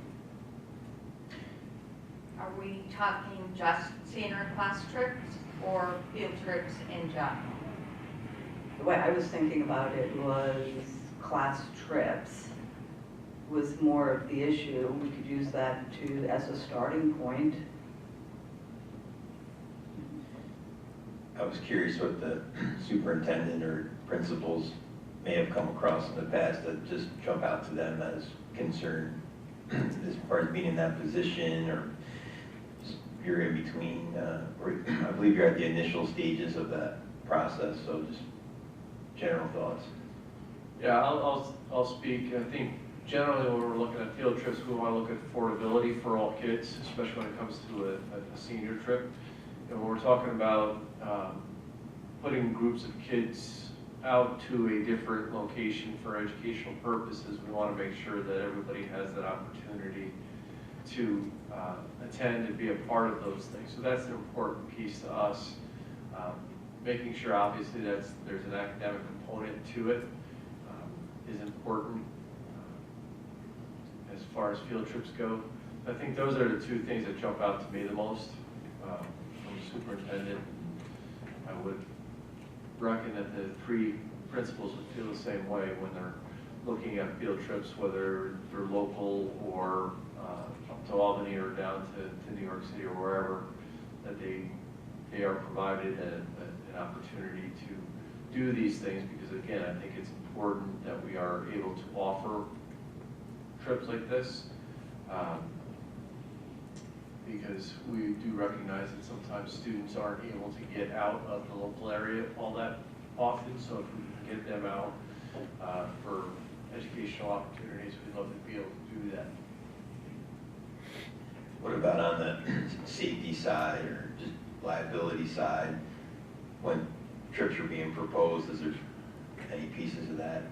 Obviously, we have our safety concerns here on campus. Sure. In a lot of those safety concerns don't go away when we travel either. We want to make sure that we're, when we do buses and we're not taking our school buses, it is required that any charter bus goes over to Mary's group, and Ken and his crew look at and does an inspection on all those buses. In fact, I think it was 2 years ago, we had one of the buses from the elementary school going up to the Pokey Pokemon, you want to say Pokemon. We ended up having to, we said, no, this bus wasn't safe. So that continues to be an issue. You know, we put a lot of faith and trust into our students as acting as if they were on campus, as well as our chaperones have the responsibility to look after the kids. I think one of the things for me that was a little eye-opening with this last discussion that we had was the insurance coverage.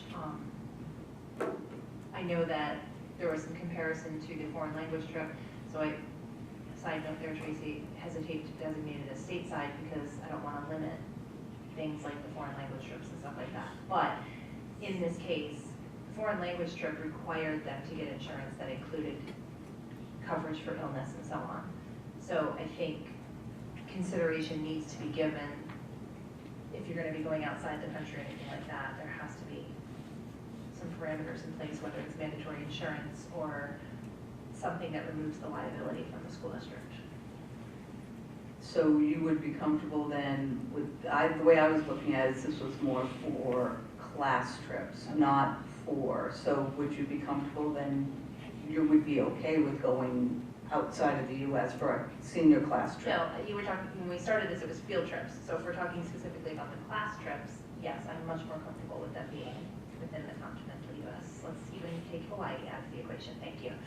There we go, in the 48 states. I think part of it is let's start with a class trip to the point that you don't want to preclude some opportunities. I firmly believe that travel is an amazing learning experience, and so when we can provide that for our students, then by all means, let's do as much as we can.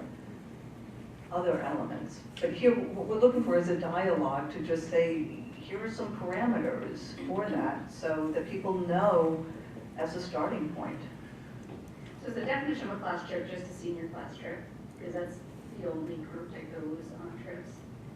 I guess part of it was, I remember when my kids were in school, the 3rd and 4th grade in the elementary went down to the Statue of Liberty, and so that technically would be a class trip.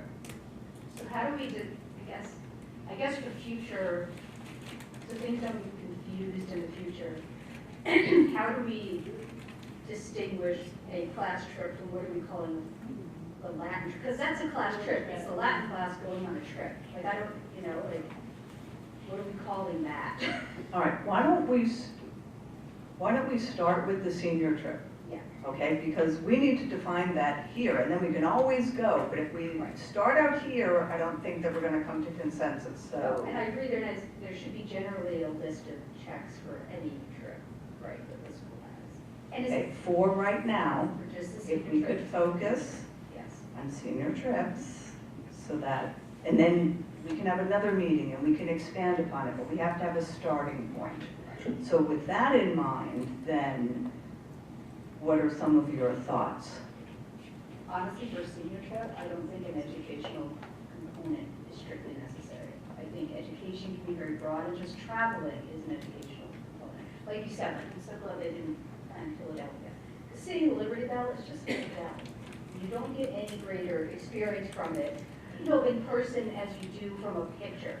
Whereas if you go to Auschwitz and you see, the chambers, that changes you for the rest of your life. Like there's events that you can witness that are not the same, and travel can do that depending where you go, right? It's like going to we live in a mountainous region, so it's kind of different. But if you've never seen the ocean, right, you don't get that from a video. It's standing on the shore and being able to see nothing but water, right? That's an education in and of itself. The same thing. Okay, so I guess, but you're saying you don't want any educational component, so you're kind of contradicting yourself, so help me understand. I think that's the education itself. Just going on a trip is an educational component, and that we don't need to tie it in. And then what are we tying it into specifically? They're in different subjects. I think we're reaching. And as a senior trip specifically, this is like, they've done everything they're supposed to do. They're graduating in a couple of months. Their university careers are planned, or their job careers, or whatever they're going on to next. Like, let's let them get together and celebrate 13 years they've spent you know, in the school district as education. Maybe you could, define education, no experience, educational, Well, I think- academic or education for the purpose of this. As we get into it, then. Yeah, because I think Be a little anything can broader. be educational. It becomes, Say it again, I cannot. I said, I think anything can be educational. And if you're saying that like this is and this isn't. I know, but you're contradicting yourself. You're saying that it's educational, and then you're saying we don't need an educational That's why I think, component. that's why I think that it doesn't need to be a requirement, because it already is. Just a trip in itself is educational to a lot of students, as Mike said, like some of these kids have never traveled anywhere. And that in itself, but if we have it listed, then what qualifies as educational?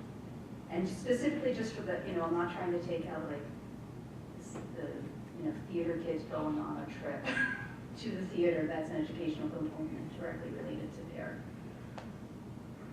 education. But just for the senior trip, we've educated them. We're basically, you know, it's almost done. We just let them have their 4 days. Any other thoughts either on that point or other elements that we would like to add to parameters to assist the advisors in providing something that can be approved quickly? I'd like to see more notice.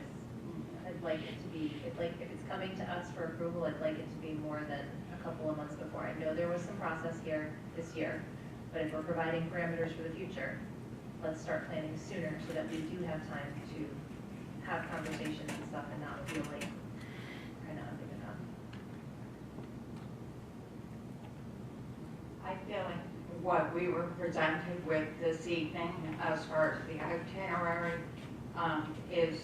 should be just a model of going forward. This is all the information that we need, where they're going, when they're going, the number of chaperones, this, the safety plan.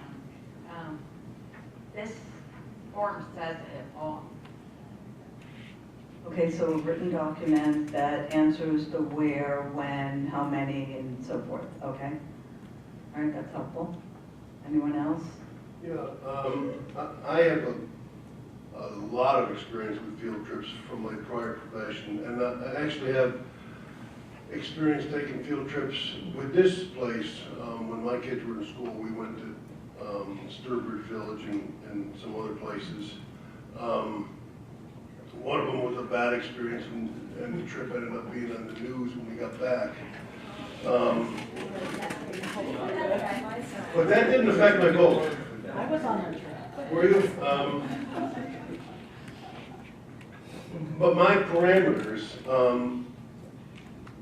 and it was, anytime I organized a trip was, I wanted to have maximum participation. I mentioned that to the kids both nights. And I know that's impossible, the way it's going now. And the older the kid, desires and views differ the older kids get. Affordability is a key thing. I agree with Mariah. I don't think you need to have an educational component. I don't think seniors need to go visit a museum just to say that they walked into a museum, unless it's the Louvre in Paris. That might be worth it. But I will tell you, the reason that I had concerns with the previous trip was there was too many questions. I saw the board members struggling with the trip, and it was just question after question. And I remember I used to organize a trip. We went down to 9/11. In fact, 9/11 happened in September, and we went down there in May of the following year. And when I got there with the kids, I immediately realized we shouldn't have been there. So that makes me think of, it seems like a good idea when you're in a classroom in upstate New York, but then when you're on site, you get a better perspective. But we continue to do that trip for the next 10 years because it got better and better, and the kids were different, obviously, a different group of kids, but we got to see that there was rebuilding going on, and the city was recovering. It was a great experience in the end. like I said previous, this trip seems a bit safer. And I want the kids to understand that I took my students, I took my family all over the place. But when you're going on a trip that's associated with the school, we have, as board members, a lot of other concerns that we have to worry about. Perception, liability, safety of the kids, and it is associated with the school. So that makes a whole different difficulty that we have to consider.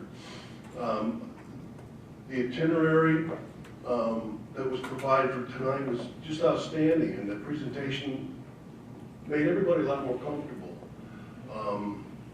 So moving forward, like Karen said, I think your presentation actually should be considered a model for what the seniors should expect to do. And then I thought when I saw this topic on the agenda, we were going to discuss the process, and I still am not convinced that I understand the process.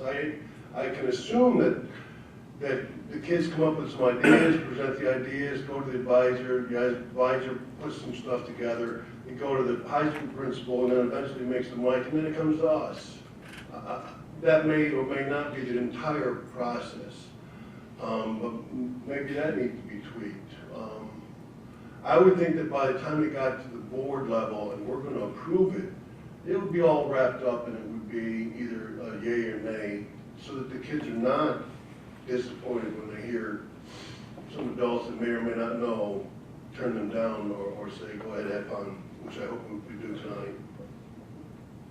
So, Mike, to that point, could you share a little bit about perhaps the process? Dave wasn't far off. That's pretty much the process. The kids to the advisors, advisors to the principal, principal to me to you folks. They nailed it. Yeah, that's it. So then at your level, what is it that triggers a no? Is there some talk that there were other things that were proposed and they got shunted and then they gradually regroup? Some of the concerns I had were the same concerns that the board had, as far as leaving the country and some of the safety issues, some of the insurance issues, some of those things. And so those were some of the things that I was hesitant upon when I talk about, like Dave said, we have a different lens as a school district to making sure that we are providing opportunities and kids are going to be safe and everybody, to me, like I said before, affordability, access to it. So those were the things that I kind of took a look at, but the advisors wanted to pitch it to the board, so that's how it got to the board. And I was not wrong. There was a lot of concern and questions among board members on some of the things. So one of the questions perhaps is how does the board feel in the situations where, Christy, this is not you, I'm using just the principal as a hypothetical. If the principal doesn't support it, are they allowed to go to the next step? And are you allowed to keep going to the next step until ultimately someone says no? Now, I don't have a problem with that, as long as people understand that there's a possibility it may be no. So it's kind of, what's the risk in that sense? I'm not necessarily disagreeing with you, but if it's gone through 2 levels of administration before it comes to us and they've expressed concerns, I would like to know that. I would like to know the thoughts of the people before us. Do you know what I mean? It can still come to me, but if I know that, and I didn't know, where the superintendent and the principal stand and what they've said as to their reasons, that kind of helps me a little bit, because otherwise I feel like we're here kind of being the bad guys and setting the kids up for expectations that are, you know what I mean? Like I felt like it was a little bit of a struggle because I felt like it was all on us and not knowing what levels had been gone through and what the support was at the lower levels. That was hard. But how do you balance I want to try? And that's something that personally, go for it. Someone might say yes, you never know. And if you don't ask, you'll never get there. But then that also means that we're comfortable making a decision, yes or no. So there's no win situation, but it sort of, what provides the biggest growth opportunity for the students? What if trips, when they're proposed to the principal, there was some form or formal format or form, some kind of submission written that was made to the principal, or each step of that, it could even track through that that advisor or group of students might get that back, have a yes or no, and would have maybe an objection. If there was one, that was the reason for denial, so to speak. And this way that was tracked all the way through. If it went up through the steps, it would see, each person in that chain would see what the person beneath them, that position, had a problem with, and maybe it could go back and forth between the student and the principal. Maybe they could correct that objection, show that it was corrected before it even climbed up that vertical chain. And then by the time it did get to the top and got to us, we could see all those things. And then we'd have a lot to draw on before we made any decisions. We would maybe have to go around and around so much and duplicate those same questions. So thoughts and reactions to that? I don't know that it would have to be a form, but full disclosure to the board that the principal said no, or the principal approved it, the superintendent said no. Knowing those things would be important. I'm also toying with the idea of like a minimum participation rate. I'm not married to the idea, but say 30% or so. Just a thought. By having that form, if we do formalize it a little bit, a lot of, like if we took this presentation, if everyone liked the presentation, we could draw off of that to put the questions that we would have in general for each type of trip. So that would really give the advisors in the class all the objectives that ahead of time that would be typical. And I think that would be maybe helpful for them while they're, maybe even when they're in 7th grade, 8th grade, 9th grade, they would already be considering the possible trips based on how well they would be able to answer those objections. So it would start off at a better place possibly. I don't know that it could go that young, only because class advisors are, I believe, assigned in the 9th grade. So, but basically. You would always have that access to the info. Yeah. Is there anything else that people feel that needs to be added or to improve the process and everything? I do think kind of along with, I would like to see more participation too, but I would like to see that there is always a secondary kind of day trip. If the kids are planning a big trip, no matter where, there are always going to be people who just either parental reasons can't stay overnight or go away, or just because the kids got to work and they're, that's the only way they're getting through college is if they work their high school job. So I would like to see these kids go up to Orlando, more of them hopefully, but then also have whatever seniors consider to be a fun day, whether it's Great Escape or Zoom Zoom, I have no idea what they would like, but something that's local that will allow the kids who can't go on this. So I do know from a couple of seniors who, for the last trip or this one, won't be able to go, and that's because like the core, there's like 2 of the core friends who can't do away trips, so then the other couple either don't want to abandon them or kind of go alone, so there's that, there's always going to be some reason that some kids can't go, not necessarily financially, and hopefully that's not it, but I'd like to see that, like they did last year, just some secondary day thing, so that you have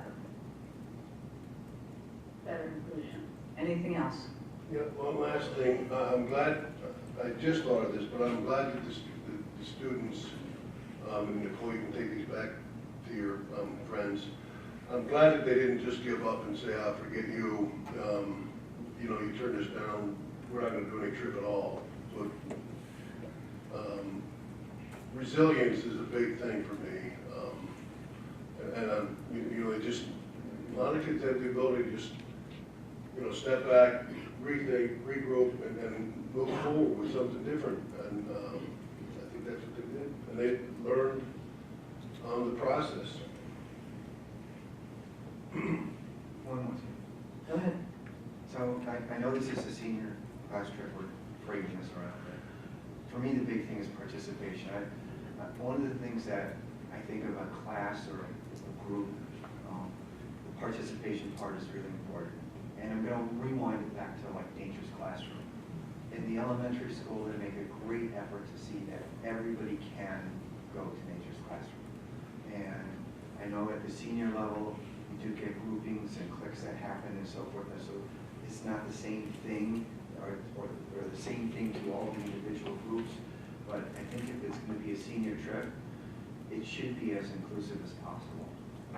If it's a special trip and you want to go on a cruise and go out of the country or something like that, you can do it in July. You can privately plan stuff if you want to do something like that. But as far as the class goes, everybody wants to go far, go fun, go places. But there are people in the South going, I want to go to New York City. And for us, it's only 3 hours away. Or they want to go see what's going on in the Finger Lakes area. Or I know Buffalo is not the favorite place in the world, but I mean, there's Niagara Falls, and you can do it from this side. I mean, there's many things out there that I think the students could go do in New York. I mean, Montauk, go out to the beach. So it doesn't have to be far. The exciting part of going to Orlando, I get. Myself, my first trip was my father was drafted and I ended up in Germany when I was 3. I did 64 to 67. It was foreign. When I went in high school, I was a freshman and we went overseas to do study. And the educational part, and I think this is important in the class trip too maybe, was I had 4 weeks of an immersion in the language. It wasn't like we landed in Rome and then just went touring. I had to study. It counted as a point towards my graduation. When I was in college, we did stuff. But my point is that the educational part for being a student in a school, doing something with the school, I think the education part is still important. And even if it's going to go see how airboats are driven or a biology part or something, just something that says, okay, I'm learning something here. It's not just go ride the roller coaster. My personal opinion. Thank you. All right, thanks everyone. So we'll compile this and share it out. But I thought it would be helpful to have this information that everyone's contributed to. I'm going to move us on to 5.3. So second reading of updated policy 6420. Hold on. I didn't really have anything. If anyone has any questions, it's for the immunization policy. All right, and then we also have the first reading of the updated policy 5150, which is Committee on Preschool Special Education. All right, then I'm going to move us on to the action items. So I need a motion. I'm going to combine 6.1 and 6.2. I need a motion to approve the minutes from the meeting of February 9th, 2026 and February 25th, 2026. Dave and Eric. Any discussion? All in favor? Aye. Thank you. I need a motion to approve the finance reports for the month ending February 28th, 2026. Eric. Dave. Any discussion? All in favor? Aye. I need a motion to accept the Committee on Special Education recommendations. Dave Kelly. Any discussion? All in favor? All right, and now we come to the personnel agenda. So, I'm going to ask for a motion. However, Mike is going to say some words. So, if we could, Mike, why don't you start first, and then I'll do the motion. I guess you want me to talk a little bit about. No, I would like to first start off by thanking the Board of Education. I guess March 7th, just about 5 years ago, 4 years ago, I'm starting my 5th year, you took a chance on me. I know some of you are new, but some of you were part of that hiring process. And I am very grateful and indebted for your trust in allowing me to lead the Greenville Central School District and its students and its community. I have come to care deeply about the work that I've done, that we have done here in Greenville. I understood the challenges coming in to this position and embraced those challenges with the help of an amazing leadership team, an amazing faculty and staff. And as it turns out, I got to know quite a bit of the community, a pretty amazing community. So to be a part of that is something special, and I will never take that for granted. And it's given me the opportunity to lead in a way that I've become somewhat proud of. And having the opportunity to do what I've done here apparently has been noticed elsewhere. And I was approached with an opportunity that was hard to turn down, and but it made the work that I've done here has made it very difficult for me to make the decision that I have made to step down as a superintendent of Greenville Central School District. I'm not at liberty to say much more about that possibility or that opportunity that I've had. Tomorrow I'll be able to say more. But I do want this group to know that it was something that kind of a once-in-a-lifetime opportunity for me, and to be able to lead at a higher level and serve more kids, more communities. I could not turn that down. But it would not have been possible without the help, the support, the generosity of this community. I'm really proud of the work that we've done here. I have a lot of expectations and confidence that it will continue because, as I've said from the very beginning, it's not one person, it's a team, it's a group, and it's an incredible team here in Greenville. I may use the sports analogy a little too much, but I think that there's a lot of importance and a lot of lessons to be learned in that. And I will continue to lead that way. And I know that the transition will be difficult. It's never easy, but I'm committed to working in any capacity the board needs me to in that transition process so that it's smooth for everyone. But I really want to make sure Greenville knows this is one hell of a community. And I have been proud to be a part of it. A lot of great things in the future. And again, just thank you for your trust and allowing me to do what I do. Thank you.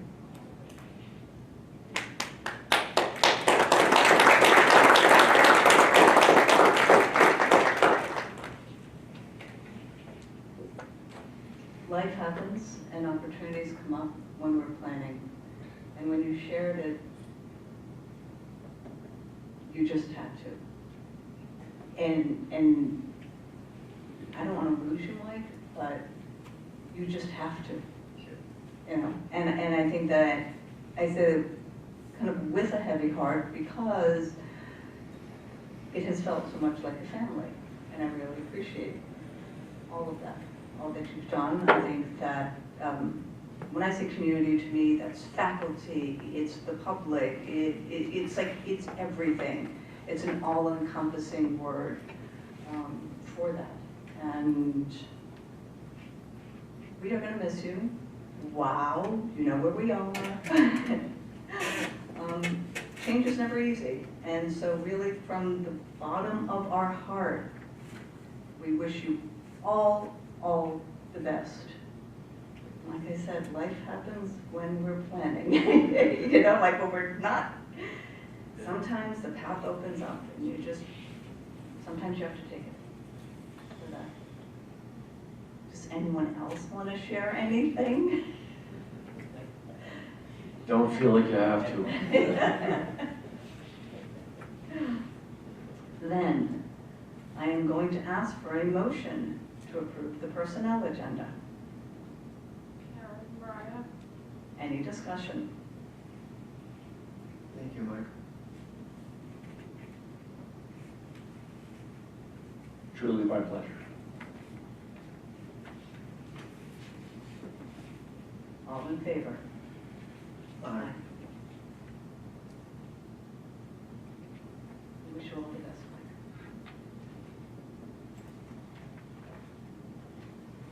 All right, seems a little anticlimactic, but I gotta move us on to the other items.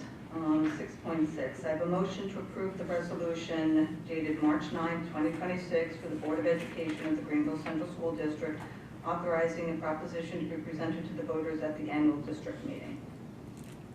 Eric, James, Any discussion? All in favor? Aye. I need a motion to award the fuel bid through DCMO BOCES bid process for the 26-27 school year. Eric, Karen, Any discussion? All in favor? Aye. I need a motion to approve the resolutions between the Greenville Central School District and Delaware, Chenango, Madison, Otsego BOCES for the 26-27 school year. Eric, Karen, Any discussion? All in favor? That comes up every year, right? That's just- Yes, it is. Yes, sir.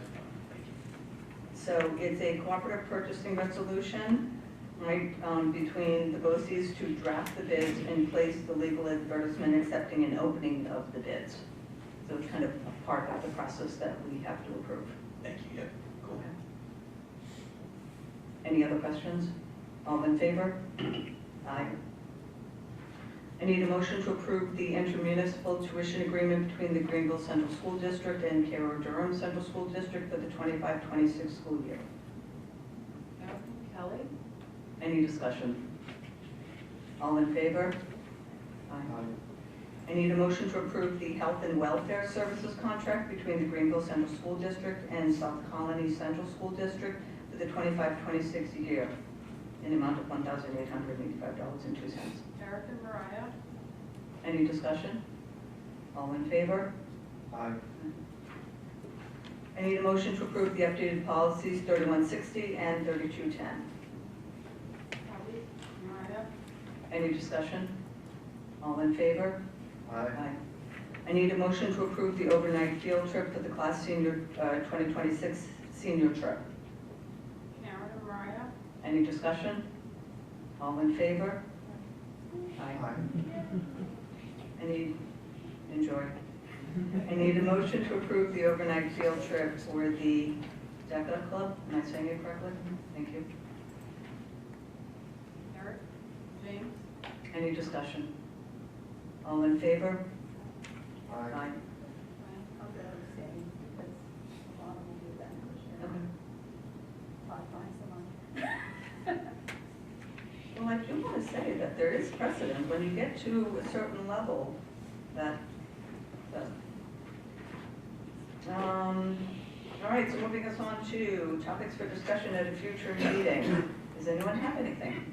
I'd like to see if we can potentially get some of the accolades and recognition in. I mean, we have obviously our DECA kids, but also we have an Odyssey of the Mind team qualified for states. And I know we've had some success with FFA and stuff, and I just would like to see us get a chance to recognize those kids and congratulate them. Good point. Anything else? I was hoping that we might dig in more to some of the there we go, AI.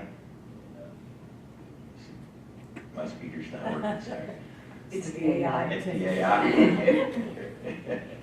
So you'd like to see, you're interested in a presentation on AI and how it's being incorporated into classrooms? I mean, give us a little more parameters. Yeah, the committees, if there's any committees that are looking at it, anything from the the tech department, and I know PTSA was starting to talk about it a little bit, and been going around different communities, just so many concerns, so at least an introduction to digging into that a little more with all the new facets, see what it even is out there. So I think no matter how fast we start to look at it, we will probably be behind. It's just moving so fast. It's just the nature of the beast. Yeah, Like, so I figure it really is. should probably be something regular that we start to look at, and that is all. Well, I know that Matt and curriculum has had several things, so maybe we could get an update and just kind of That's share right. that. Okay. Yeah, cool. Anything else that we would like, Karen? We did have great discussion at our workshop about establishing board norms, if we could start looking at that. Okay. One last thing, well, I don't know if it's the last thing for me though. The school used to participate in Boys and Girls State. I know my son took advantage of it. It's a great program. I'm wanting to know if that is still presented to the kids. And if not, can we get that going again? I went to Boys team. I know a couple of people who were advisors there, and it sounds like it's still going pretty strong, so I'd be into it.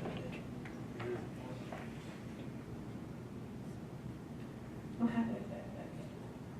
All right, I think that will keep us quite busy for that. So just a couple of quick reminders. Then we have Monday, March 30th, the data workshop, and we'll have some action items, so we will need a full quorum. So please let Daphne know. Daphne, if you could just canvass everyone, just make sure what attendance will be. On Wednesday, April 1st. This is our Questar annual meeting where the 5A go through. It's a wonderful opportunity to see some of the programs that are available for our students, as well as understand what the budget process and what are the elements that go into it from Questar's perspective that we then take and vote on a few weeks later and on April 21st. So if someone is interested, please let Daphne know so she can RSVP for us. In the past, we've usually had 2 to 3 board members attending, so all are encouraged. It is over in Castleton, so figure like an hour away, so just plan accordingly with your schedule. And it does run until 7:30, 8 o'clock. Would you say that's fair, Dave? Yeah.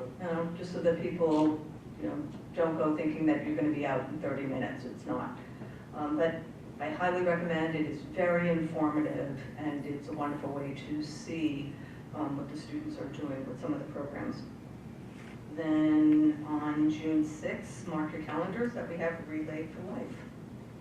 So those are all the quick reminders that I have, although before that we do have the election in May, so we can add that in. All right, I'm going to move us on to the closing open forum. So please note the same guidelines apply as stated during the first open forum. Is there anyone that would like to speak? Go to the podium, state your name, Margaret. Just for the record.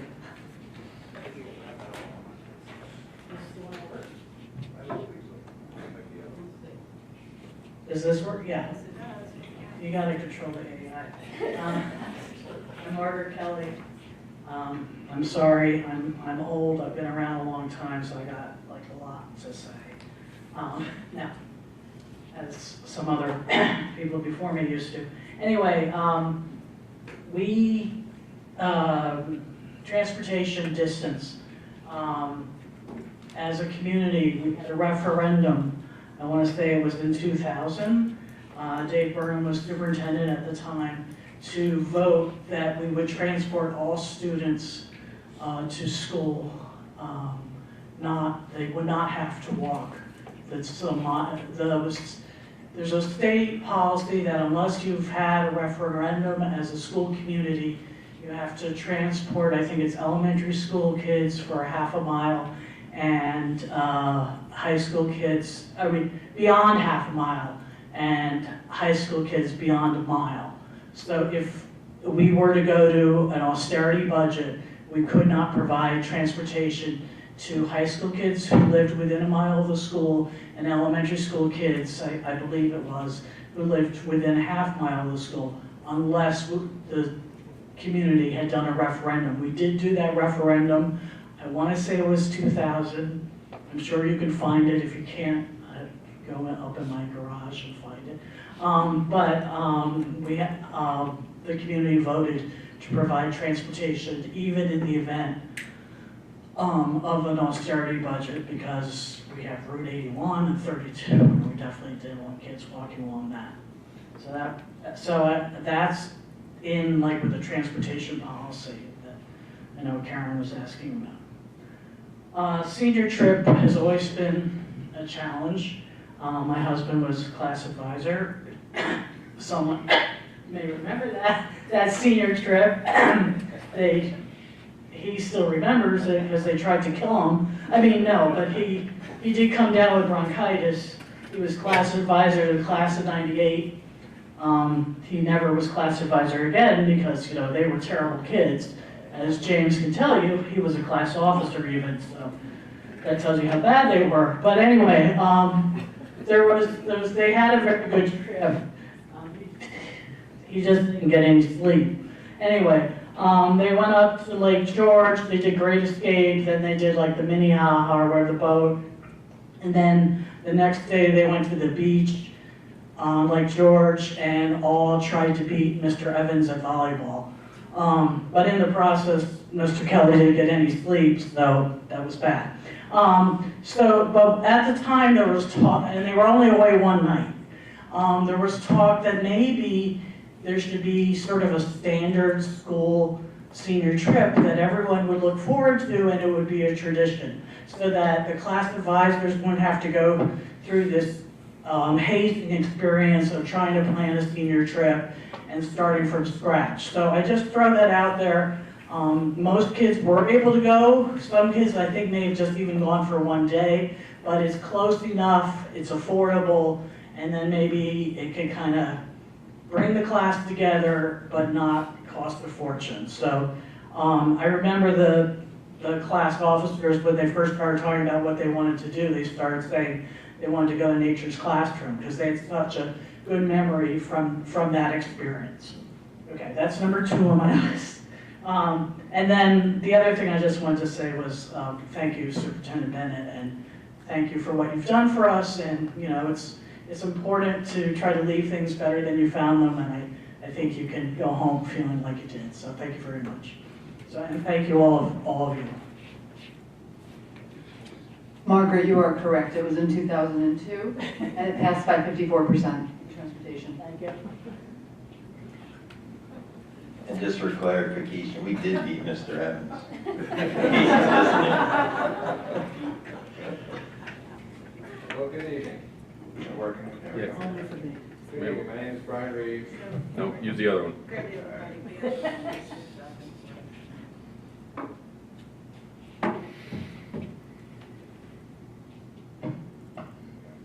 Good evening. My name is Brian Reeves, and I'm the Greenville Middle School principal and the president of the Greenville Principals Association. I'm speaking tonight on behalf of the Greenville Principals Association, or the GPA. We're saddened tonight to hear that he's resigning, but we wish him well in the future, whatever the future brings. Since Mr. Bennett arrived a few years ago, he immediately embraced and built upon our district's mission of where everyone learns, teaches, and belongs, smart and strong. Our district has continued to move forward under his leadership that has been caring toward all members of our community, students, staff, faculty, administration, and families. His work has been collaborative, and when it came to final decisions, he always focused on what was best for students. Mr. Bennett, Mike, we've all learned from you. Thank you for your commitment to Greenville over the past 2 years, and on behalf of the GPA, you'll be missed as a colleague and a friend. On a related note, as we move forward, we know there will be important decisions ahead. The GPA is made up of 7 administrators who collectively have more than 70 years of experience serving the Greenville school community. We've seen a lot in education, and we understand that finding a superintendent will not be easy. That said, we've all worked closely with Mr. Hilgendorf in 3 leadership roles he has held in Greenville over the past 13 years. If he is an internal candidate who is interested in the superintendent vacancy, we as the GPA would fully support him. Mr. Hilgendorf knows this district well and would not need several years to learn and understand our school community. He has proven himself as a building principal, as the director of curriculum, assessment, and instruction, and now as the assistant superintendent for business. Through these leadership roles, he understands the full scope of our district, from UPK through graduation, and he has done all of this work right here in Greenville. We also know that the pool of candidates for educational leadership positions is currently at an all-time low. As you consider your next steps, we encourage the Board of Education to seek input from district administration, district supervisors, and union leadership, the GPF, the GFA, and the GPA, as part of your decision-making process. And as always, thank you for your time and your continued commitment to the Greenville Central School District. Thank you.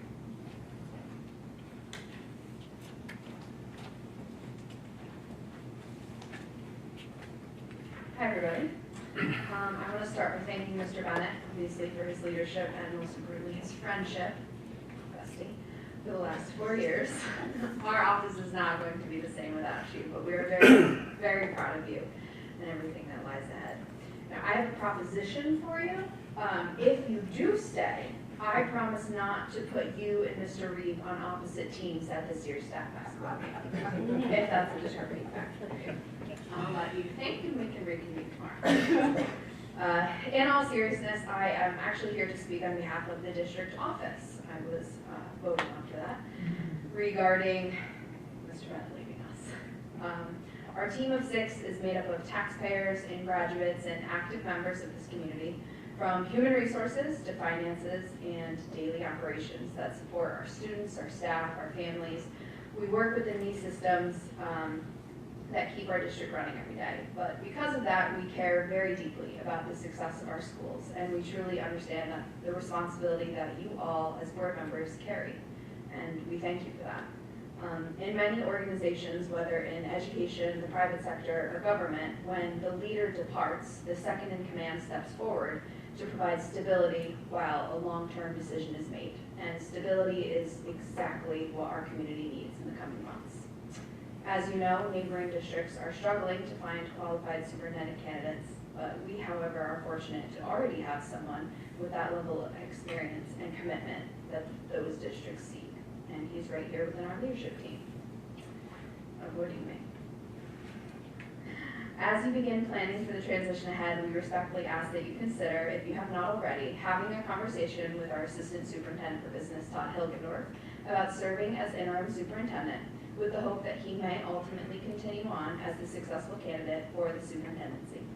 For over 10 years, he has cared deeply about this district, our students, and our community, and that is not something that you will find anywhere else. Todd has served in several key leadership roles here at Greenville, and his experience gives him a well-rounded understanding of how our district functions. It also gives him a unique vantage point to keep our district running smoothly, which we all would like. Quite simply, he knows Greenville better than anyone. As a district office, we have full confidence that you, as the board, will make the decision that's best for our schools and our community, as you always do. We thank you for the time, care, and effort that you've already invested in this process and for the work that lies ahead.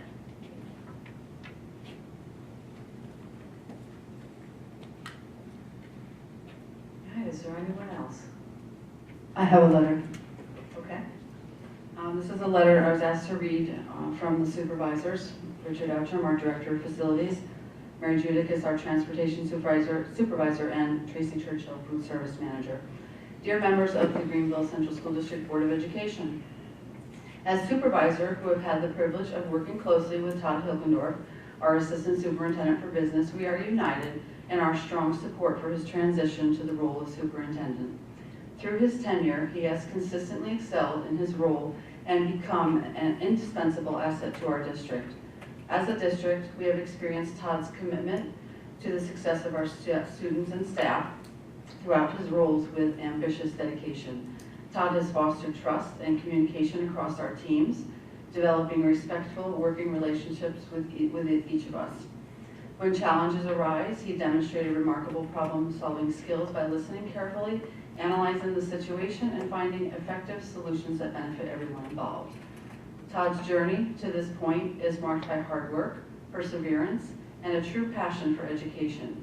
He has developed an impressive breadth of knowledge and a positive can-do attitude that motivates those around him.